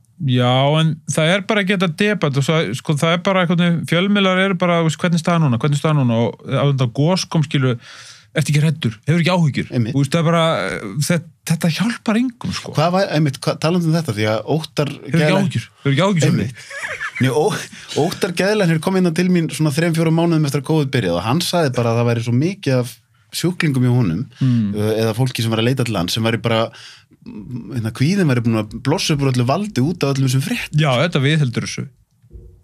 Upplifir þú þetta gegnum þín störf eins og geðhjálp og svona að þú veist bara það er alltaf verið að tala okkar viðkvæmustu hópa. Mér finnst þessi viðkvæmi hópur gleymast. Sko. Já, það alveg rétt en það, eins og ég segi bara svona stemmingin einhvern veginn í fréttamennskunni bara, mér finnst hún stundum of grunn og að þetta elda fólkun í sundlur og heita pottekstur og suðunum sem spyrja hvort það hefur ekki áhyggjur og eldgóð mér finnst þetta bara, margt mjög velgerst Kastljós og þetta allt svona fínt en mér finnst vanta þessa umræðu aðeins að kannski dýpra leveli eitthvað debat svona, eins og þú talaður á hann siðferðisþættina og byrju á hvaða forsöndum eru að svifta fyrir ekki takmarka frelsið og svona aðeins í stærra samhengi. Já, því bara eins og staðan sem við erum í núna, við erum að taka þetta viðtal þegar nýbúið að herða aðgerðirnar og þá væri mjög eðlilegt að vera tekin umræði við skiljum þetta öll en það er samt í mars 2020, þá var okkur sagt að þetta ætti að vera tímabundið og þetta ætti að vera ákveðin tíma, þá átti þetta að vera út af þessu þurfum við ekki aðeins að fara yfir það hvort við séum með sömu rök núna og einhverju hluta vegna tekst okkur ekkert sérstaklega vel að eiga svona umræðu án þessum verði mjög mikið þannig að fólk fer bara í manninu. Nei, við komum þessu bara ekki fyrir. Það morgunfréttir klukkan 7 og svo bara líður tíminn og Doddi litli komin í Rás 2 klukkan 10 og svo bara, þú veist, og svo koma hádegisfréttir og svo vinnur eftir vinnunni og svo bara ertu komin heim, svo eru kvöldfréttir, svo Stöð 2 og svo kvöldfréttir og þetta er bara ekki í kúltúrnum okkar ennþá. Það er alltaf, þú veist, við erum samt á réttir leið með þetta. Það eru alveg þættir í dag sem, Vikulogin og Ymstað Rás 1 og svona, og Þröstur Helgason með þætti, þetta aðeins svona einhvern veginn, en það vantar einhvern veginn svona bara finnst mér stundum einhvern debatt átt það sem, kannski hlutinir tekna aðeins í víðara samhengi og ekki eins með svona einhvern veginn atburði dagsins einhvern veginn undir. af því það eins og í Kastljósinu, það bara Þetta er rosalega oft verið að ræða eitthvað sem er tímalegt, sko. Það er í staðinn verið með þetta stóra spurningin, þetta siðferðilega? Ég sá bara fyrir mig þætti svo 72 þegar mátti reykja pípi í settun og maður aðeins svona bara, ekkert að flýta sér og allt miklu. Reykir í pípu? Já. Þú hefur alltaf verið með pípuna hér. Já. Við getum endurvakið þessa tíma. Já. Þeir segja mér í ráðundu núna sem reykja með mig þessi stundu, þurfum að fá að reykja með því. Ég held að við myndum leysa hana mikluvanda ef maður ætti reykjinn, það myndi ekki koma veg fyrir mikluna. Já. En hvernig upplifur að því þú fylgist mikið með þessum málum, þú ert formaður geðhjálpar, hvernig upplifur þú geðheilsu þjóðarinnar? Af því að ég hef rætt við þó nokkuð marga geðlækna og sálfræðinga sem hafa verulegar áhyggjur af því að það sé kannski verið með talandum þetta með eitt af þessum atriðum sem skiptir hver mestu máli þegar fólk eru erfiðum staður í félagslegu tengslin og það eru mjög margir að missa þau til dæmis út hjá sér. Já. Getur þetta ekki haft alvarlega afleiðingar? Jú, ég meina lífið er bara grafalvarlegt, sko. Nei, þetta hefur það, sjálfsögðu. Það sem við gerum strax, þetta er þáttur sem við höfum hugsað töluvert mikið að því að þeir sem standa höllustum fæti, þar að segja eru örgþegar vegna gerðskunnar, eru félagslega einangraðir, aðgengi þeirra að hlutverkarseti eða hvað vin eða hvað, hefur verið takmörkuð og þetta hefur mikil áhrif á þennan hóp. Þessa ástand hefur líka bara almennt áhrif á geðheilsu allra og þannig að það sem við gerum strax var þetta að við fjölgum, við viljum helst ekki vera með sálfræðinga.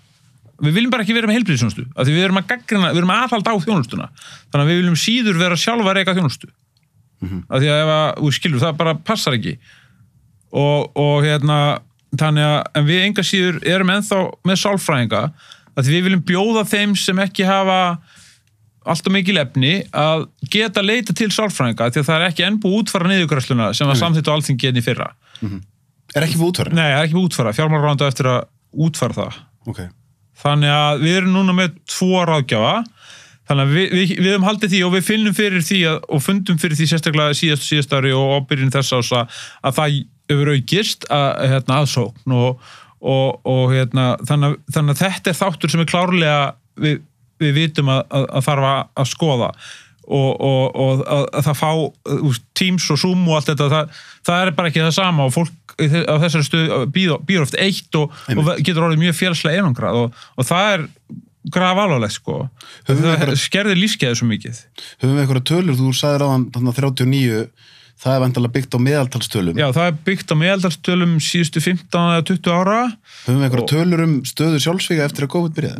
Nei, Landlæknisembættið reiknar þetta alltaf út frá dánamenniskrá og er vant í að koma með tölurnar svona eitthvað tíman ég minna að segja upp úr miðbygg ársins og eftir, þannig að talan fyrir 2020 ætti að koma eitthvað tíðan í sumar okay. En ég hef grunn það að hún sé töluvert mikið yfir, töluvert allavega yfir þessu meðaltali sem við Það er svona tilfinningi sem maður hefur. Já, það er þannig, hún er yfir því, við vitum það nokkuð fyrir víst, en ég er ekkert með eitthvað ákvæmt tölu, en þetta er sjálfsögur eini, hlutlægi mælikvæði sem við höfum á geðheilsu, raun og veru, er tíðni sjálfsögur, en við höfum svo sem ekkert verið alls ekkert, í erlendu samburð erum við ekkert, það er ekkert træðilegt, en þetta er alltaf, þetta snertir svo marga, og þetta hefur áhrif á svo marga, og í svona litlum samfélagum og líka bara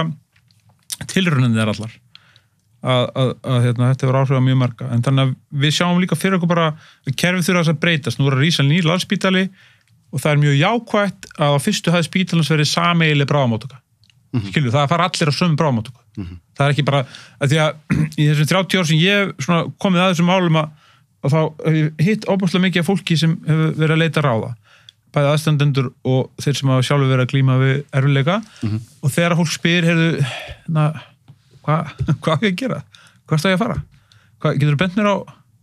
Og þá bara sittum við stundum eftir, það er náttúrulega bráðamóttaka geðdeildar.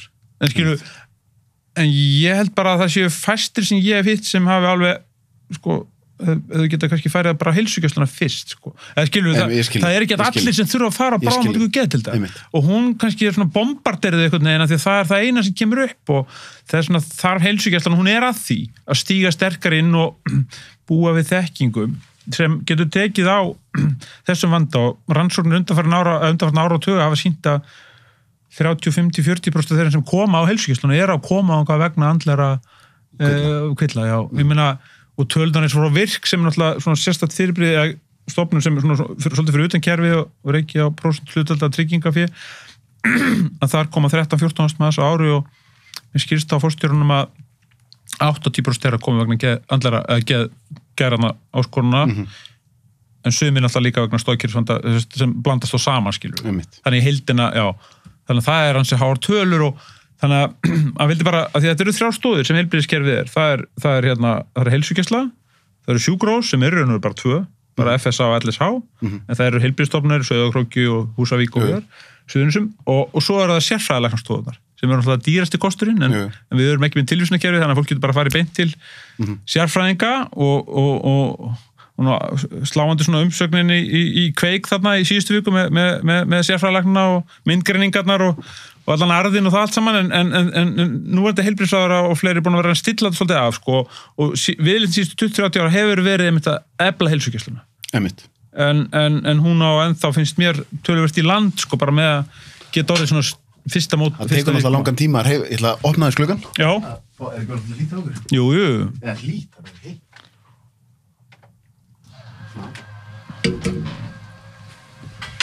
Það tekur náttúrulega tíma að breyta kerfum og ég ætla að spyrja það sko því það er náttúrulega ein stofnun sem að þú eru undir fyrir sem maður hefur svolítið tilfinningun að sé svona alheims stýri stofnun núna, það er eins og sé bara allar þjóðir að fara eftir því sem World Health Organization segir. Já. Hvernig var að vinna fyrir þá stofnun? Já, slóganið það var who cares. Nei, ég meina who cares, really. Nei, já, hún gerir það svo sannlega. En sko, þetta er svona oxymoron. Ég veit það. Tungubrjótur. Brjótið þetta eins upp. Nei, sko, ég var þar í rúm 4 ár og ég upplýði sko að ramminn var jafn stór á listaverkið. Hlutfall starfsfólks hjá WHO á Evrópuskrifstofunni sem vann við administration var rétt tæplega 50% heildar starfsmannafjölda.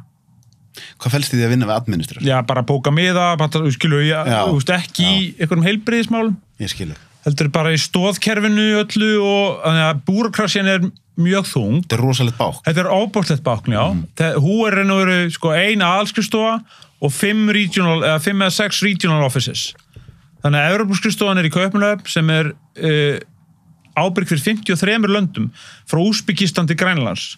Þannig að Evrópa í skilgreiningu Hú er sko með Central Asia líka, með Asia og öll Austurblokkin og rosasvæði og þannig að þessi skipt svona, þannig að aðalskristofan er í Genf og svo eru 6 regional offices, eða svæðaskristofur og Evrópuskristofan er í Kaupmannahöfn. Danir hafa verið mjög duglegir við að dragast til sín, sko, þeir eru með UNICEF að hluta til líka og svona, þeir hafa duglegir við þetta sniðugt hjá þeim og þannig að en að vinna þarna er, eins og ég segi, þetta er svona high level policy og mín vinna þarna var til þess að koma að því að skrifa stefnu aðgerðaráætlun fyrir öll Evrópuríkin í geðheilbrigðismálum sem var samþykkt 2005, það var langt síðan ég var þarna, en þetta verður ekkert breyst með búrokrasíuna, hún er mjög þung og þú veist nánátt að, ég segi ekki þurfa að fylla eyðublað til að fara klostið, en skilu, það er ekki þannig, sko, en það er næstu því. Það er, já, alveg næstu því, sko.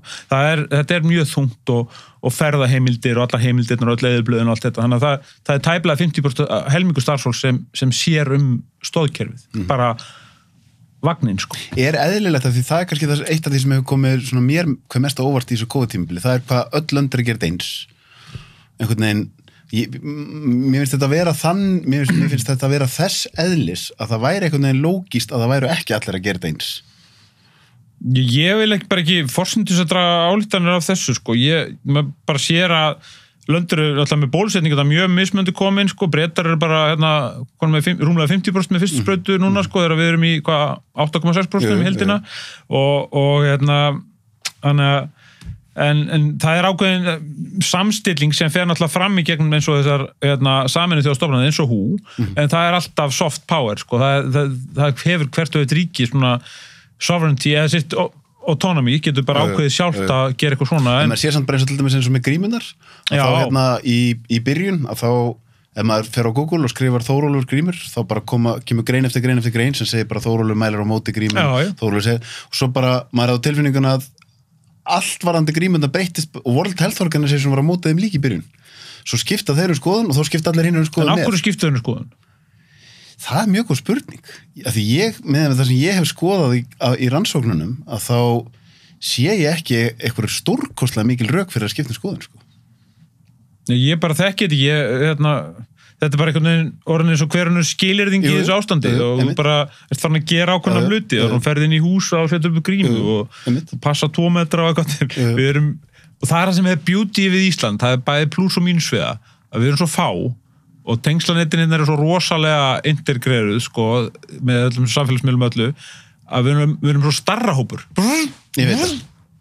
Bara svona, og það er allir bara og góðs, já, þangað það, og fótunumtæki eða hvað það er, það er bara nei, það var þannig, skilur það gera allir það sama, alltaf og mér finnst það best er að tekja viðtalið afgjörslumann í gönguskíðabúð núna nýverið, sem var erlendur það var semst erlendur Bergi Brodin og hann sagði, já, það er bara svona, þetta selst allt upp þegar Íslendingarnir sér að frændi ykkur gefa eitthvað þá fara allir uppskil, það bara, þannig að útlendingarnir koma auðvitað á þetta, hvað við erum óbært í hjarðhæðun hérna. Það er ekki lengur hægt að fá rafhjól þau seldist öllu, gönguskíði þau klárar fara. Og kannski er því lausnin fyrir okkur og sama svarið við öllum spurningum lífsins er bara 3 milljónir það vantar bara 3 milljónir íbúi hérna krítiski massin er að vera 3,5 milljón þá mútið kerfið fungera allt, nú bara sveitafélag við erum bara að fá og þetta er mjög athyglisvert en við erum, finnst þér ekki eins og við séum öll, orðin rosa sko, skilist á hegðun bara við rosalega, og við erum svona borgarlega löggur sjálf sko, Jú, og það er það sem gerir sko, að því við erum búin að tala um þetta með það sem þannig upplifum maður oft kvíða á þessar hluti, þetta eru skilyrðingar og skilyrðingar sem dýfka og styrkjast maður sér þetta stundum eins og kannski hraðbrautir, að það er bara búið að malbika þær og svo er komið 9 akrein og svo er það 4 og svo er það 6, þá verður alltaf erfiðar að fara þrönga sveitavegin sko. Og það sem er gerast náttúrulega í þessu COVID-tímabili er að við erum smátt og smátt að skilyrða heilan okkar aftur og svo erum við kannski komin á þannig stað þar sem okkur er bara að fara að finnast eitthvað eðlilegt sem okkur hefði fundist rosalega óeðlilegt fyrir ekki svo lengur síðan sko. Ég sá einu óeðlilega frétt í gær á Vísi kom það fram að þessi rottvælir hundur sem beit því miður þessa ungu stúlku þarna á röntgen í andlitið að hann þarf að fara í geðmat. Ha? Já. Þetta var ég ekki búin að sjá. Nei, ég brosti svolítið, þetta er náttúrulega ekki fyndið, sko. Nei. Ég skil bara heldur ekki okkur hundar að setja þess aðstæður að vera á okkur börum, með allir lagi. Ok, tala ekki rottvælir, en ok, en það er það hundaatferðlis sálfræðingur, eða hundaatferðlisfræðingur sem að ég veist ekki eins og það verið til. Ég bara fór að reyna að sjá þetta fyrir mér, Snati, segðu mér, hvernig fer það þessu? Ég veist ekki, það er vantarlega að koma greining og eitthvað lífvantarlega líka. Ég þarf að skoða þetta. Þetta var bara 24. mars, var ekki í gær, eða fyrirdag. Færum okkur þá aðeins aftur í greiningarnar. Mér langar að tala hans með, af því að, sko, með mannjuna, er það ekki rétt munað hjá mér að þú hafir, svona einn af hábúndunum 2008 var þegar þú fórst og byrjar að taka út úr bönkum. Jú. Og þá var aftur þetta, hvað er, sko, þá kemur alltaf svolítið ljós eftir á að vissuleiti hafður nú bara hár rétt fyrir þér, sko. Já, en stundum er, sko, stundum þarf svona aðeins smá geðu ekki að manni heilbröðum sko, þetta var bara einhvern veginn þetta var algjör þversögn, þetta var mjög sérstætt ég var bara alveg viss um þetta vegna þess að ég, áður en að ég fer yfir ákveðið mörg, sko, maður verður náttúrulega, fyrst er þetta bara og svo fer tengsla hugsunin aftur úr böndunum og bílnúmer fara að vera þversumur og maður á mótuhjóli vera að senda skilabóða þegar hann er í sníklónum eða Hells Angels eða eitthvað, það verður alltaf tengjast og þú ferð út fyrir að áður en þetta gerist allt saman þá var ég bara búin að vera í samtali náttúrulega, ég var að vinna upp í ráðundum og það er búin að vera í samtali við fullt af fólki og ég var bara, og ég nýkomin heim búin að vera 5 ára erlendis og nýkomin heim og maður hafði gests auga einhvern veginn og ég var bara einhvern veginn alveg viss um þetta þannig að 12. ágúst 2008 þá teki ég út peningarnir mín úr bönkunum og segi við bankagjaldkeran og útibússtjóran að Kaupþing banki sé að fara á hausinn og ég fer svo í sparisjóðinn og segi við sparisjóðsgjaldkeran að biðja hann að vara útibússtjóran við að sparisjóðurinn sé líka að fara á hausinn. Þetta gerðist allt 2 mánuði seinna? Já.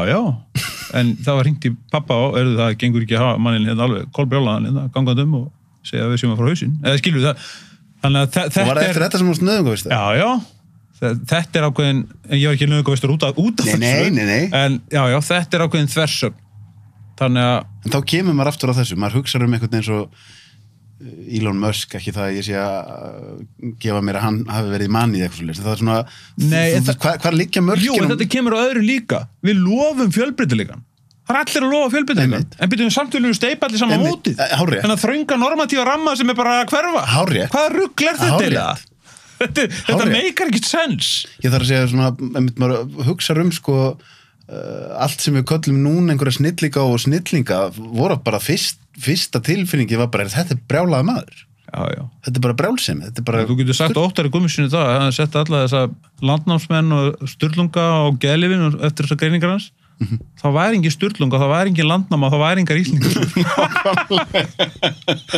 nákvæmlega bara allir verið ykkur móki hérna nákvæmlega af því að við erum svona vissanhátt einhvern veginn að byrja að kveikja á þessu með menntakerfið held ég að þar erum við of mikið búin að vera ætla að steypa allir sama mótið Já og líka bara þessi staða ég man þegar ég útskrifast á kennaraháskólanum að þá skrifaði ég ritgerðum launaþróun kennara og kynjaþróun kennara og þá var talan í sko einhverjum hann var ekki koni í það sko 1963 eru 35% grunnskóla kennarar á Íslandi konur og 65% kallar 1963 okay. Og svo bara bingo og nú er þetta sérst komið 83-4% konur og 15-16% kallar sko, þetta er bara einn af þáttunum sko, það er svona fjölmargir aðrir en ég man bara að ritginu var það að kynja hlutalli fór svona, að launaþróunin fór svona sem var sorglegt að þurfa að spyrja sér þessar spurningar þarna 1998 hvort þurfa að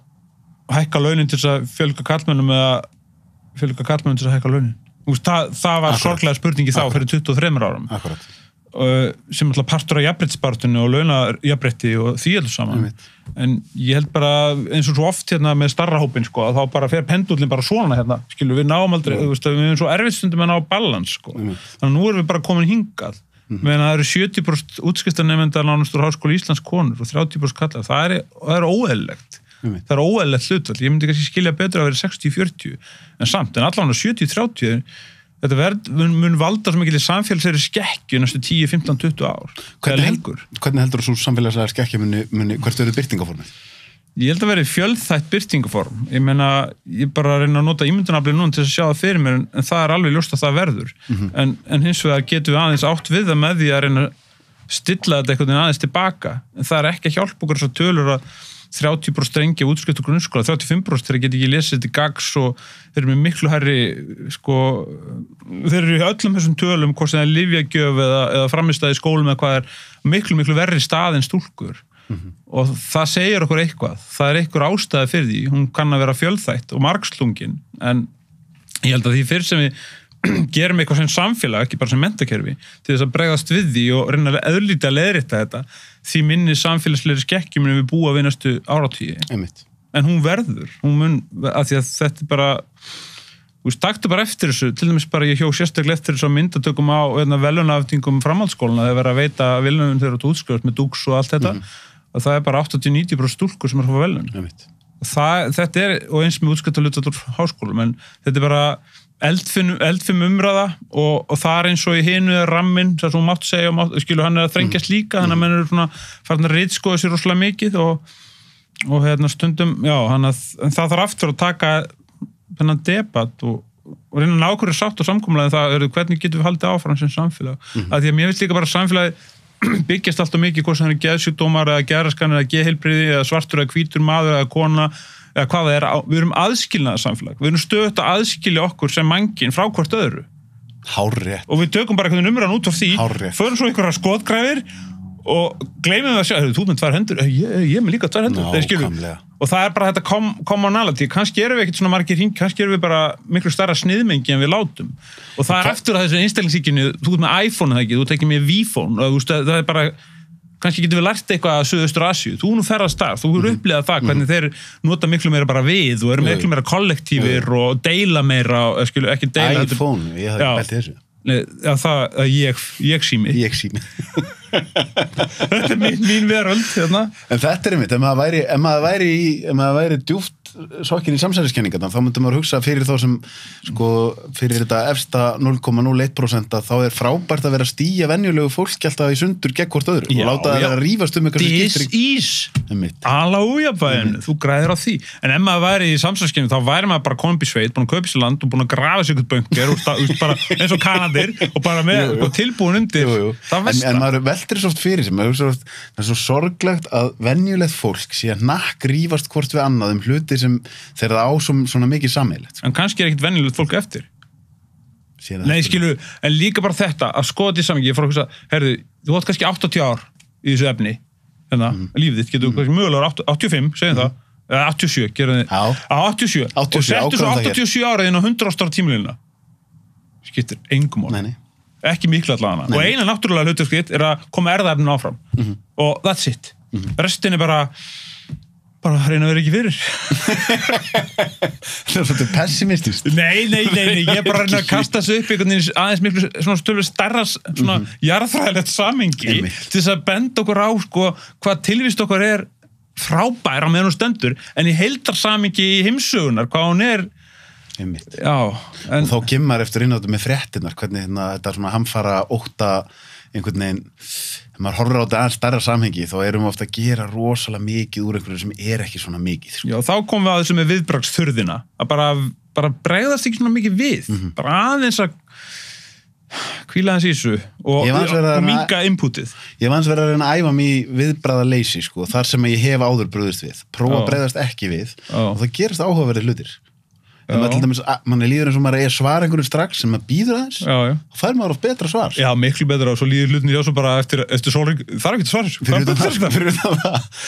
Já, þannig að stundum held ég að þetta sé, og þetta kemur með árunum, vegna þess að beauty við að eldast þetta líka, það hægist á líkastarfseminni. Og þá fyrir maður bara að verða bara róleri, Já, einmitt. Skilur við, það bara einhvern veginn. Og þetta maður átta sig líka á þessu að það, þessi eftirsókn eftir metnaður og metorðagind og hvað þetta allt saman þetta bara, eins og predikarinn segir í biblíunni, þetta bara eftirsókn eftir vindi, þetta ekkert það þessi munur Sölvi, og ég náttúrulega ekki að hljóma kannski of þóttafullur að segja þetta, en það er munurinn á því að velta þessu fyrir sér, hef ég eitthvað að segja eða þarf ég að hafa eitthvað að segja og kannski svara bara spurningunum, já, ég bara báðum neitandi. Hún segi ekki neitt. Nefnum ekki tekið eftir þessu Instagram og öllu þessu dótari, kilogram og hvað þetta heitir. Það þurfa alltaf, það er byrta mynd, ég bara, þessar stúlku, já, menn líka, bara nakt, hvað, þarftu svona mikla við, á hverju þetta að þessu? Þarf fyrir viðurkenningu. Já, á hverju? Það ekki? Jú, á hverju? En á hverju myndast hún? Það er mjög góð spurning. Ég er ekki að fara út í þetta, en kannski maður bara verði eins og kallanir í púðuleikurunum, á svölunum. Stanley og Watt. Mér langar bara að benda Gísla Martini, mér veist að hann er að byggja svalir í þáttun sín og fá svona 2 meðaldra kalla til þess að vera í þættinum og púa alltaf öðru hvora á við, skilur við. Þetta er bara, meðaldra fólk fær bara ekki nú pláss í þessu samfélagi.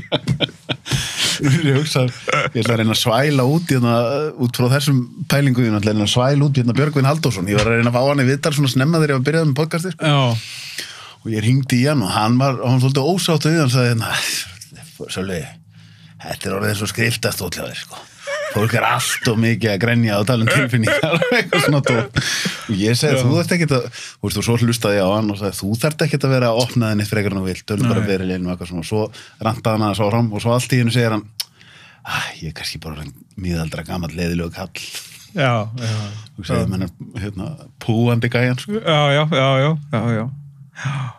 Já, ég held eins og ég segi, ég held að við þurfum að fara svolítið aftur í náttúruna og bara skilur við, í þá tíðni, því að það er rosa góð tíðni í náttúrunni. Það er svoleiðis. Það er þannig, þú þekkir það, það er þannig. En þetta er dópamin fix, þetta með símana, maður er alltaf að tjekka. Ég prófaði daginn að skipti þér í spjallsíma, Nokia 3010.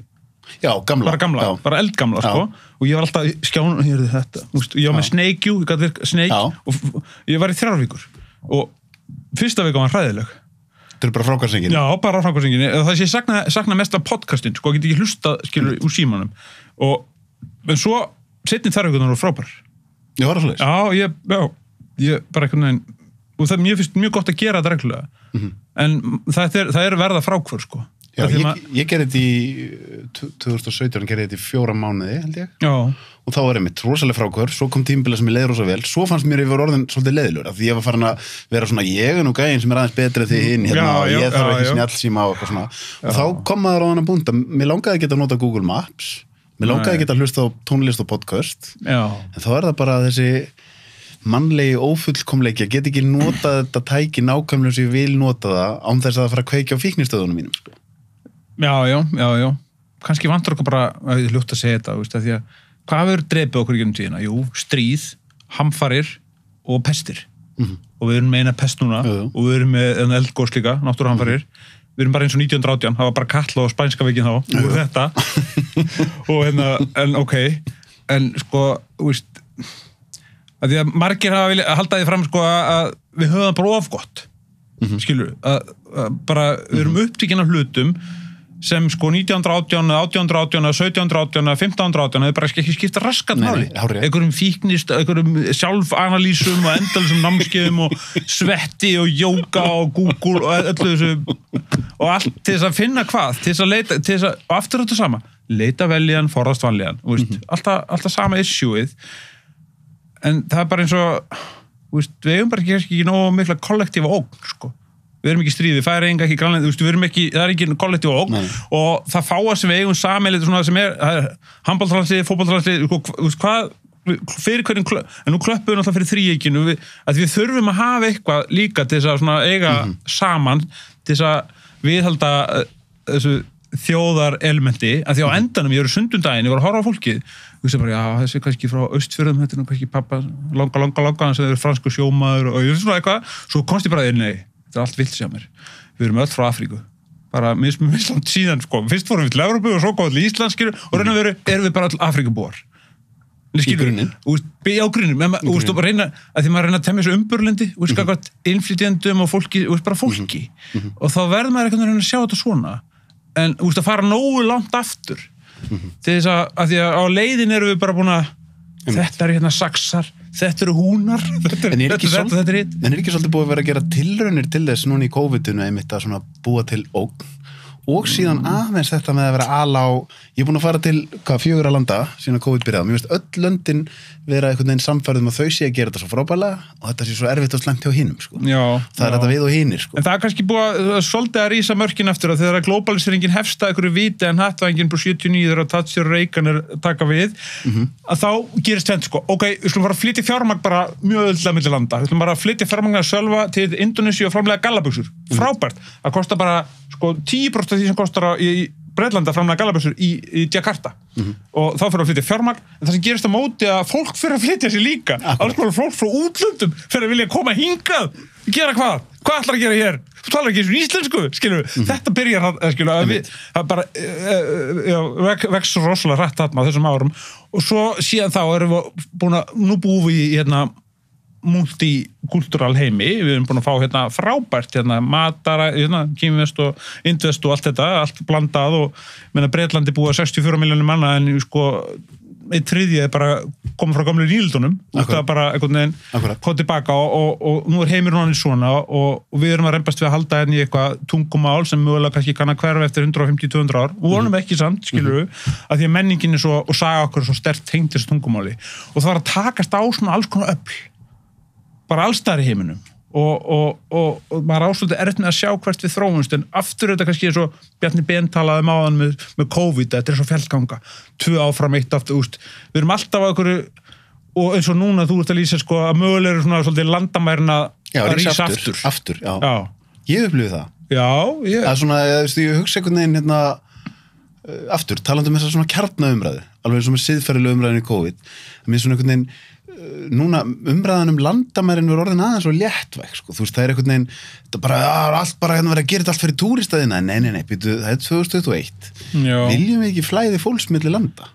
Jú, klárlega mér finnst við alltaf misreikna okkur í þessu, sko, við reiknum alltaf með að við séum intellectual beings, að við séum svona vitsmunaverur og veist, að líka með sé bara til eins annars en að bera höfuð milli funda Skilur, það bara þannig ég bara hausinn minn þú ert bara hausinn, þú ert ekkert annað og við erum spendýr og við erum primitíva verur við erum svona, skilur en við bara, já, góðan daginn og allt þetta höfum þetta tungumál og stundum gleymum því hvað við erum primitív af því að undir niður í öllum game theoryum sko þetta mannlega eðli og það ástæða fyrir því hvernig fólk hugsar og hvernig það aktar og það eru oft bara mjög tilfinningalega tengdar og primitívar ástæður fyrir allskyns ákvörðum og við þekkjum það bara og við látum alltaf og við klæðum ákvörðanatöku okkar og hugsunargang okkar upp í svona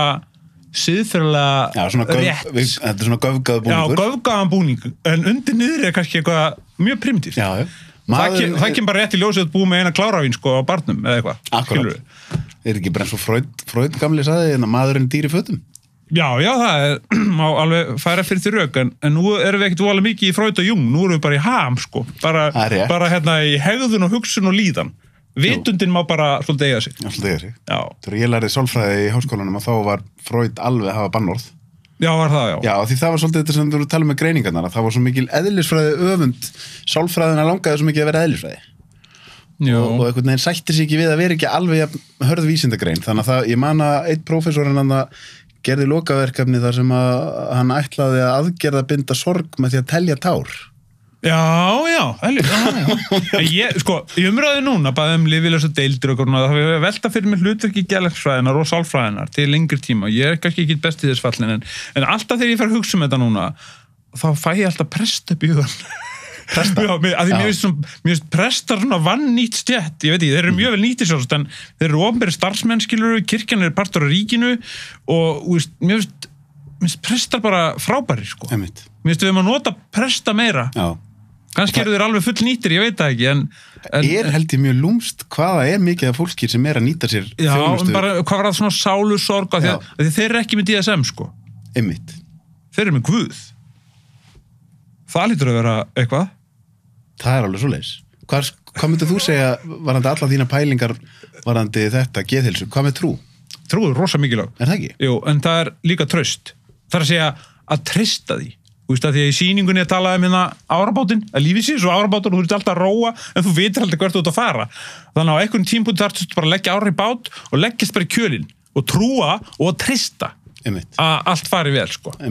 Þannig að mér finnst þetta haldast í hendur og ég man eftir því að í hátindi oflætisins 2008 að þá var ég viss um það að það væri einn Guð allra manna og hann væri kærleikur í öllum lifandi frumum á jörðinni en spámennir hefur verið margir skilu, Búdda, Múhameð, Kristur margir spámenn en einn alheims andi sem svo, ekki eitthvað kalla himnum en bara þessi kærleikur í öllum lifandi verum og þetta var svo sterkt man ég að ég fekk til mín svona að ég Grímur Háleski fylgdi mér sko, landnámsmaður sem fekk allt land gefið sunnan Hvítár og var með skallagrími og tengdist honum einhvern veginn í 35. lið og allt þar og hann var bara með mér í Mórauðri skirkju, stór og mikill maður og gott að hafa hann og hafa sterkt svona ásatrúðar og sjamanist element ég man ekki, ég keypti mig kross og til þess að sameina trúabröðin að þá var krossin einu svo bara eins og plús aðeins lengri kannski og svo var víkingur inn í honum með hjálm sko, á krossinum sko þannig að mér fannst þetta svona var merkingafræðin í svokölluðu geðviki þannig að algjörlega lógist að því að skilabóðum voru bara þessi að það væri einn Guð allra manna en að spámennir hefðu verið fjölmargir og væru enn sko þannig að en ekki bara mjög margt til í þessu? Mér fannst það og finnst það ennþá það er það sem ég er að segja að þetta er svona eitthvað sem við köllum eitthvað þú veist þegar þessi merkingar ég held að sé bara bröðin, trúarbröð tökum bara bröð í burtu sammála og þá bara stendur eftir trú þannig að það svona en ég hef alltaf verið svolítið samt skotin í þessum prestum þetta er eitthvað svona ekki líka talandi um pendúlemið sem við erum búin að tala um með Ísland að það er búið að vera svolítið í dálítið langan tíma eitthvað svona hipp og cool að vera trúlaus svolítið atheista þjóðfélag en mér finnst eins og það sé aðeins að snúast núna að það sé svona já það er bara ákveðin hefð það er ákveðin rútína það er ákveðin ró það er ákveðin samfélag manna já ég bara ég held að það sé alls ekkert vitlaust og ég ég stúderaði Karlsku kirkjunni líka heilmikið á kannski, að því að þessi brögð eiga sér ekkit aðeinslega sögu mörg hver. Nei, mjög slæma mörg. Og spámennir eru eitthvað svona meira fútt í þeim, að lesa Rúmi og náttúrulega fyrirgefningar elementið í Biblíun og Nýja testamentinu er ofboðslega sterkt, sko. En svo les maður Gamla testamentin, ég var mjög hrifinn af Jobs bók til dæmis, hvernig drottin var að reyna Job, sko, alltaf, að taka alltaf af honum en svo tókust bara djöfullin og drottin á, sko, örlög Jobs. Hann var bara svona einhvern tilraunadýr hjá þeim, skilur við. Þannig að þetta er svona áhugaverðar sögur, en mér finnst einhvern veginn þetta kom svo sterkt til mér með sko, þennan kjarna, einn Það hefur náttúrulega í gegnum aldirnar í mjög mörgum þjóðfélögum verið einn stærsta leið fólk til þess að tilheyra. Já, það er mjög mikilvægt. Hafa hlutverk og tilheyra. Akkurat. Þá komum við aftur að þessu sem við vorum að tala á hann með einangrunina. Fólk missir þetta oft, það finnst ekki tilheyra neinn. Og þá fyrir það að vera á móti. Af því að það sem er svo, mér finnst stundum svo merkilt að alla manneskjur búa við varnarkerfi. Séðum ógnað að þá brestar við. Akkurat. Geta þig. Eða gera eitthvað. Sumir loka inni bara eða svona. Og það er svo mikilvægt að þekkja varnarkerfið sitt. Og af hverju maður bregst við, ég ætlum svo rosa erfitt með boðþátt. Já, farðu, stattu, eða svona. Ég sammála því. Það er líka bara frekar dónalega leið til að segja samskipti. Jú, það er það, en maður lendir stundum í því. Að það er eitthvað, og þá kveikir á okkur inn í mér, einhverju partum eða hvað það er. Og þannig að mér er svo mikilvægt að þekkja varnarkerfið sitt. Og geta bara, og tala við varnarkerfið. Áður en það fer í... Ertu þá að tala um að eins og til dæmis þarna væri þá, þannig er einhver hluti á þér að bregðast við sem er kannski bara héðin í æsku. Þessi hluti. Já.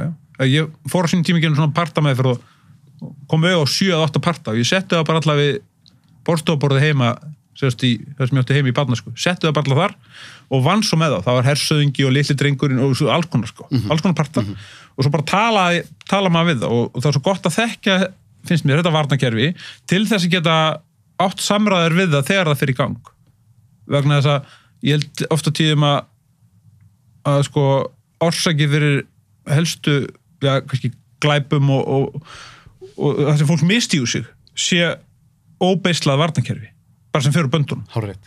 Skilur við, og það rætur svona æsku eða hvað og svo fyrir við í betrunarvist með þessa einstaklinga sem klárlega ofta tíðum er alls ekki betrunarvist og bara hansi dýr fyrir samfélag ég bara skil ekki dýr ef við sem ekki komum með betri hugmynd heldur hann að taka fólk sem býtur lögin og setja einhvern stað og lokað inni kostar okkur 60-70 skall á sólringa eða hvað það er skilur við og við erum ekkert vissir það að einstaklingun skilur. Það er aftur þetta með kerfin að það er núna, ég var með Ásmund Einar einu daginn og það er eins og Tolli Mortens er með, ég held að sé Bata Akademían það sem eru fangarbyrjaðir og það eru svona skref í nýja átt og þeir eru að prófa nýja hluti. Öndunaræfinga, Beggi Jóns er eitthvað með líka alls konar. Þannig að það er mjög jákvæmt en það er bara sér refsikúltúr. Það er refsa. Akkurat. Og þannig líka svolítið í tengslu við fíknefnalöggjöfuna og þetta með neysluskamta og eitthvað svona þannig að ef við erum á þessari vegferð við erum klárlega ekki að taka fólk að lífi eins og sum lönd gera en mér finnst við þurfum að taka debatt líka þetta eigum við að refsa, hvenær eigum við að refsa hvernig eigum við að refsa, er þetta skil er eitthvað aðra leiðir hvað er samfélags, hvernig við útfara bara hári að þetta er svona einhvern veginn aftur, þetta er svona kjarnagrunn umræða. Eins og siðferðisumræðan á það og maður hugsa stundum hvar þannig að vissuleit erum við að eiga samræður þetta hérna núna, en þú veist þegar maður hugsa svona að það væri gott að það væri fleiri vettvangar einhvern veginn þar sem við getum verið að taka þessar kjarnaumræður sem samfélags. Var ekki einhvern veginn þáttur síðan spekinga spjalla? Nei, það var eftir Nóbelsvölunum. Nei, hvað? Það var þáttur í sjónum. Mörstu ekki þeir hittust á það? Það var með algjör kalla rembu samkoma. Sóttu þetta. Og töluðu svona lærdóm á lífinu og svona, en kannski... Já, veist, ég bara svona hlutir eins og líknardráp og það er fullt af svona siðferðilegum hlutir sem við tökum aldrei umræðum. Já, og staðgöngumæðurinn. Ég var að heyra frá manni bara í BBC núna daginn, hann bjóð í Ghana og var samkynhneigður og fekk staðgöngumóður sem mann ekki hvað, í öðru landi og svo debatin núna hvort hann kemist aftur inn í þetta Afríkuríki með tvíburana sem staðgöngumóðurinn hefði gefið honum með hans sæði. Hér er þetta ólöglegt en ég meina þetta eru svona siðferðilegar spurningar sem þarf að ræða og útfærslur, viljum við þetta má fólk með geðraskanir ættleiða börn okkur getur ekki gefið sæði eftir 45 ára eða það er alls konar pælingar og það er kannski eðli fjölmiðla þannig að við festumst oft í dægurumræðinni já, við erum þar og takast á við verkefni dagsins og svo eru þau bara farin. En þú sagðir samt áðan að eitt af því sem þú saknaðir við símana þegar þú ert með 3010 eru podcastin. Já. Það er náttúrulega mjög skemmtilegt hvernig þau hafa búið til allt í einu svona þetta longform content. Já, ég er bara að vera rosa hrifin af Illuga Jökulssyni í 30 ár. Að ég hlusti alltaf á frjálsar hendur. Og það vegna þess að tvennt sem gerist. Umfjöldanefni voru mjög áhugaverð, saga og svo bara röddin og andrúmsloftið. Hann bara svefði mig, sko. Ekki svefði mig, en hann bara, hann róaði, sko. Já, róaði. Og vera að gera það sama einhvern veginn og bara þetta er eins og bara elexír aðalatriði umfjöldanum er oft skemmtileg en það var líka bara tónnin og þetta eitthvað sem að maður saknar úr æsku kannski eitthvað, ég veit það ekki ég er með þessa teóriu eins og þú að eitt af því sem maður sækir í podcast er bara svona, ef við nota ensku orðið væpið það er eitthvað svona, þetta er svona eins og ég sé inn í herbygginu mínu sem barn og það er eitthvað svona góðlátlegt samtalana frammi sem ég er svona heyra hans og stundum er maður með 100% einbeitingu en oft er maður bara sæki í mitt þetta er eitthvað sem gefur mér eitthvað smá bara á sálina sko. Það er gaman sko. Þetta var það sem ég saknaði en þetta er náttúrulega orðið sko, þeir segja það að maður hlusti með eyrunum þú hlustar á aðra með eyrunum en þú hlustar á sjálfa með kokinu Býttu nú heið. Nú þarf ég að melda. Því að þegar þú talar að þá víbringurinn allur í kokinu og raddböndunum. Þannig að þú hlustar á sjálf með kokinu. Ég var aldrei. Hlustar á aðra með, að því ég verið að velta, það er svo mikið af podcastum og svo mikið efni og við erum bara 2 og 1 munn og ættum þess að hlusta helmingi meira við segjum. Þannig að nú þarf ég aldrei kæft í 2 daga eftir ég fer frá þér. Þannig að ég fór að stúdera þetta sko, og þá fór ég að reykast á þessa pælinga með kokið og eyrun sko. En ég segi þetta bara til gaman þetta er skemmtileg pæling og líka þetta með með raddirnar sko, að því þú tala geðkló og raddirnar í haustnum og allt þetta og þú veist hvenær fær maður tækifæri til þess að hlusta á sjálfan sig eða er stanslust eitthvað svona í gangi og það er svolítið í hugleyslu og út í náttúru og svona stöðum þar sem að þegar þú ert í þögn þá fyrst færð að hlusta sko þá kannski fær maður eitthvað svör sem eru inni sem eru búin að vera að bíða eftir að fá að segja eitthvað við mann en þau bara komast aldrei af það var alltaf hátt tal sem að yfirgnæði sko. Ég held hins vegar að sko stærsta verkefnið núna þjóðarinnar eru börnin það er að segja hvernig þau eru alin upp og hvernig eru mótuð að því að við vitum það á þessum 2 helstu mótunarskeiðum í barnaskó hins vegar og svo úlingsárunum þetta er ofboðslega mikilvægt einhvern veginn og hvernig einstaklinga við fáum út og þar varandi geðraskannar þar hefur maður áhyggjur sko alltaf að hafa smá áhyggjur líka en áhyggjur að þessu sko að 2006 var verkefni sem hefði straumhvörf það var milljarður úr sölu andverði Símans og 500 milljónur framkvæmdastjóri fatlaða notaði til að koma fólki úr Arnarholti Gunnarsholti, deild 14 og 15 og Gleppi og fleiri út í búsuttkjarna og búsutúrræði með stöðningi hjá Reykjavíkurborg aðala og öðrum sveitafélögum Þau voru 13 að 14 til byrja með hjá Reykjavíkurborg eru sjálft komin hátt í 20 eða fleiri núna, fjölgar mikið og þegar maður sér sko hópin sem er núna, það er svo mikið finnst mér töluvert af ungu fólki og maður hugsa bara, það er bara rétt 9 ár síðan þú fendist og þú komin hérna í þingsta búsutúrræði á borgin unga fólki og þetta sem vorum ræðið áðan með drengina og þetta allt saman þess vegna skiptir þetta uppeldi svo miklu máli og núna þegar uppeldið fer fram ég dreig ekki úr því að það er ábyggilega mjög ástríkt og allt það en þegar það fer fram í svona disfragmenteruðum samfélagi þar sem alltaf er að skutla og gera hvernig heldur þú að þessum einstaklingum gangi í framtíðinni pluss það allir skjálíð og allt þetta og klámið og ég meina ég heyrði Birni Hjálmarsinni að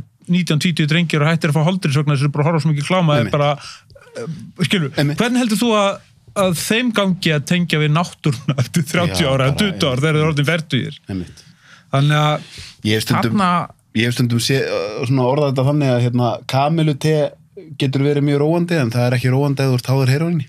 Já, og það svona að þú ert búin að vera að stimulera eins og margir sérstaklega kannski ungi drengir sem eru orðinni tölvuleikja fíklar og klámfíklar og þú ert búin að yfir stimulera þessu rosalega að öll þessu svona fínni blæbriði tilvörunar þau ná ekki að registrera inn í heilan á þér þau eru bara farin og það getur tekið mörg ár að ná bóðefnakerfinu þangað að þau séu almennilega virka aftur þannig að það talandi um þessa viðkvæmustu hópa það svona einn hópur sem að þarf að vakta vel inn í komandi ár. Já, þá ertu komum við aftur að þessari umræðum frelsi og almannaheill, sko. Stundum langar mig bara að leggja það til að vera slegið út rafmagninni í hálft ár. Nei, þú segir þetta sem öfga hugmynd, skilur, bara búf, nú slá út, bara kerti, úrst, bara... Það væri reynda fróðilegt að sjá hvað áhrif það hefði á lýðheilsu þjóðarinnar. Já, myndum alltaf að lofslagsmennindi myndi ekki vera hrifni, sko, getur ekki keypt rafbílana sína. Það rétt. En við verðum náttúrulega bara að álíta sem svo að það sé allt eins og að vera og fólki bara að fá praktisera sem sjálfs að vilja við að takmarka hans sem minnst en auðvitað það þannig með börn og ungmenn að þau náttúrulega eru að læra og foreldrar vilja skilir það hegðun þeirra og ráðast kannski ekkert við hugsun þeirra en vilja skilir það og svona beina á réttar leið og þar saman til göttunum en það virðist vera eins að stór hluti allavega þurfi orðið á lyfjum og aðstóð vegna sem ég skildist líka eins og að byrni að aðsóknin og eftirspurn eftir þjónustu sérstaklega úlíkagetildar væri mjög mikil núna og það sjálfsagt að stóru leyti afleika COVID líka geta mögulega verið auki skjálífi og 100%. Auki stjórnleysi eða hvað 100%. Það hjá ungum drengjum, ungum stúlkum jafnvel líka, skilur við. 100%. Hér aðgangur að tómstundastarfi, íþróttastarfi, takmarkar og þar saman til göttunum, en þess vegna ríður náttúrulega á núna að fólk síni enn og ný þrautsegju og muni að þetta tímabundið ástand og eitt skref áfram og allt þetta, en það allir allir hundliðir á þessu öllu saman. Alveg, bara ég hitti flugmann daginn sem talaði alveg, kallaði þetta fólk alls konar nöfnum og allt það, en svo verður maður að minna sá líka að það er gott Helgi Björns er áfram bara, hann hefur ekki stoppað hann að við treyst á það verður helgi eftir helgi og bara hangað til kemur verslunarhelgi og hann maður verður líka aðeins að slá á léttastrengi vegna þess að við erum alltaf ekkert í fangilsi alveg Nei. En ég fann það bara í dag og í gær eftir þess ákvörðum að ljósa að fjölmargir bara buga þér, batna fólk og bara alveg bara... Þetta þungt á mannskapin. Já, en ég er svona að sleppa netli svona og fara bara frekar í bækur, ég er að lesa Ævisögu Þórólfs Guðmundssonar frá einhver staðar einhverjum bæ frá 1859, bara að lesa eitthvað gamalt á stjármaði hvað þau höfðu ömulegt þarna 1859 og þá kannski fann maður smá svona, já, þetta er ekki sem vest, sko. Nei, mitt. Við erum búin að tala þessum unglinganum, langaði í lokin bara kannski að spyrja því, spyr fólk stundum í lokin að þú værir að gefa 18 ára útgáfa sjálfum þér ráð komið með reynsluna sem er komið með núna að því gefnaðan myndur hlusta hvaða ráð myndur í gefunum? Já ég man bara, ég var í vegavinnu þarna, ég var 15 ára að þá fengum við að sprengja dínamít og þetta var svo miklu meira frjálsræði og kannski ekki svona allar þessar reglur og allt þetta, en 18 ára ég myndi gefa hana að ráða að hætta að drekka eða þú veist, hætta fyrr að drekka ég hætti, eða svona já, og ég myndi einhvern veginn, ég myndi hvetja til aukinn á þolinmæði og svo myndi ég bara segja honum að þetta er allt í lagi þú veist, bara þetta einhvern veginn aðeins að sefa já, klárlega þörfina fyrir ytri viðurkenningu klárlega svona metnað en og svo myndi ég segja hann líka sko arineldur, kröftugur arineldur í stórum arni að hann er vænlegri þú getur líka beitt honum og þú getur þanið hann en hann er í stórum arni hann er klárlega miklu vænlegri heldur en sinöldur eða skóareldur skilju að ég myndi gefa honum þessi ráð og bjargráð sem ég þekki núna hvernig maður fer að því að leyfa eldi að brenna í arni á þess að hann breytist í sinöldu eða skóareld já, það myndi ég gera Frábær lokaorð Takk fyrir komuna, æðilt að fá heimsókn Takk fyrir mig, kærlega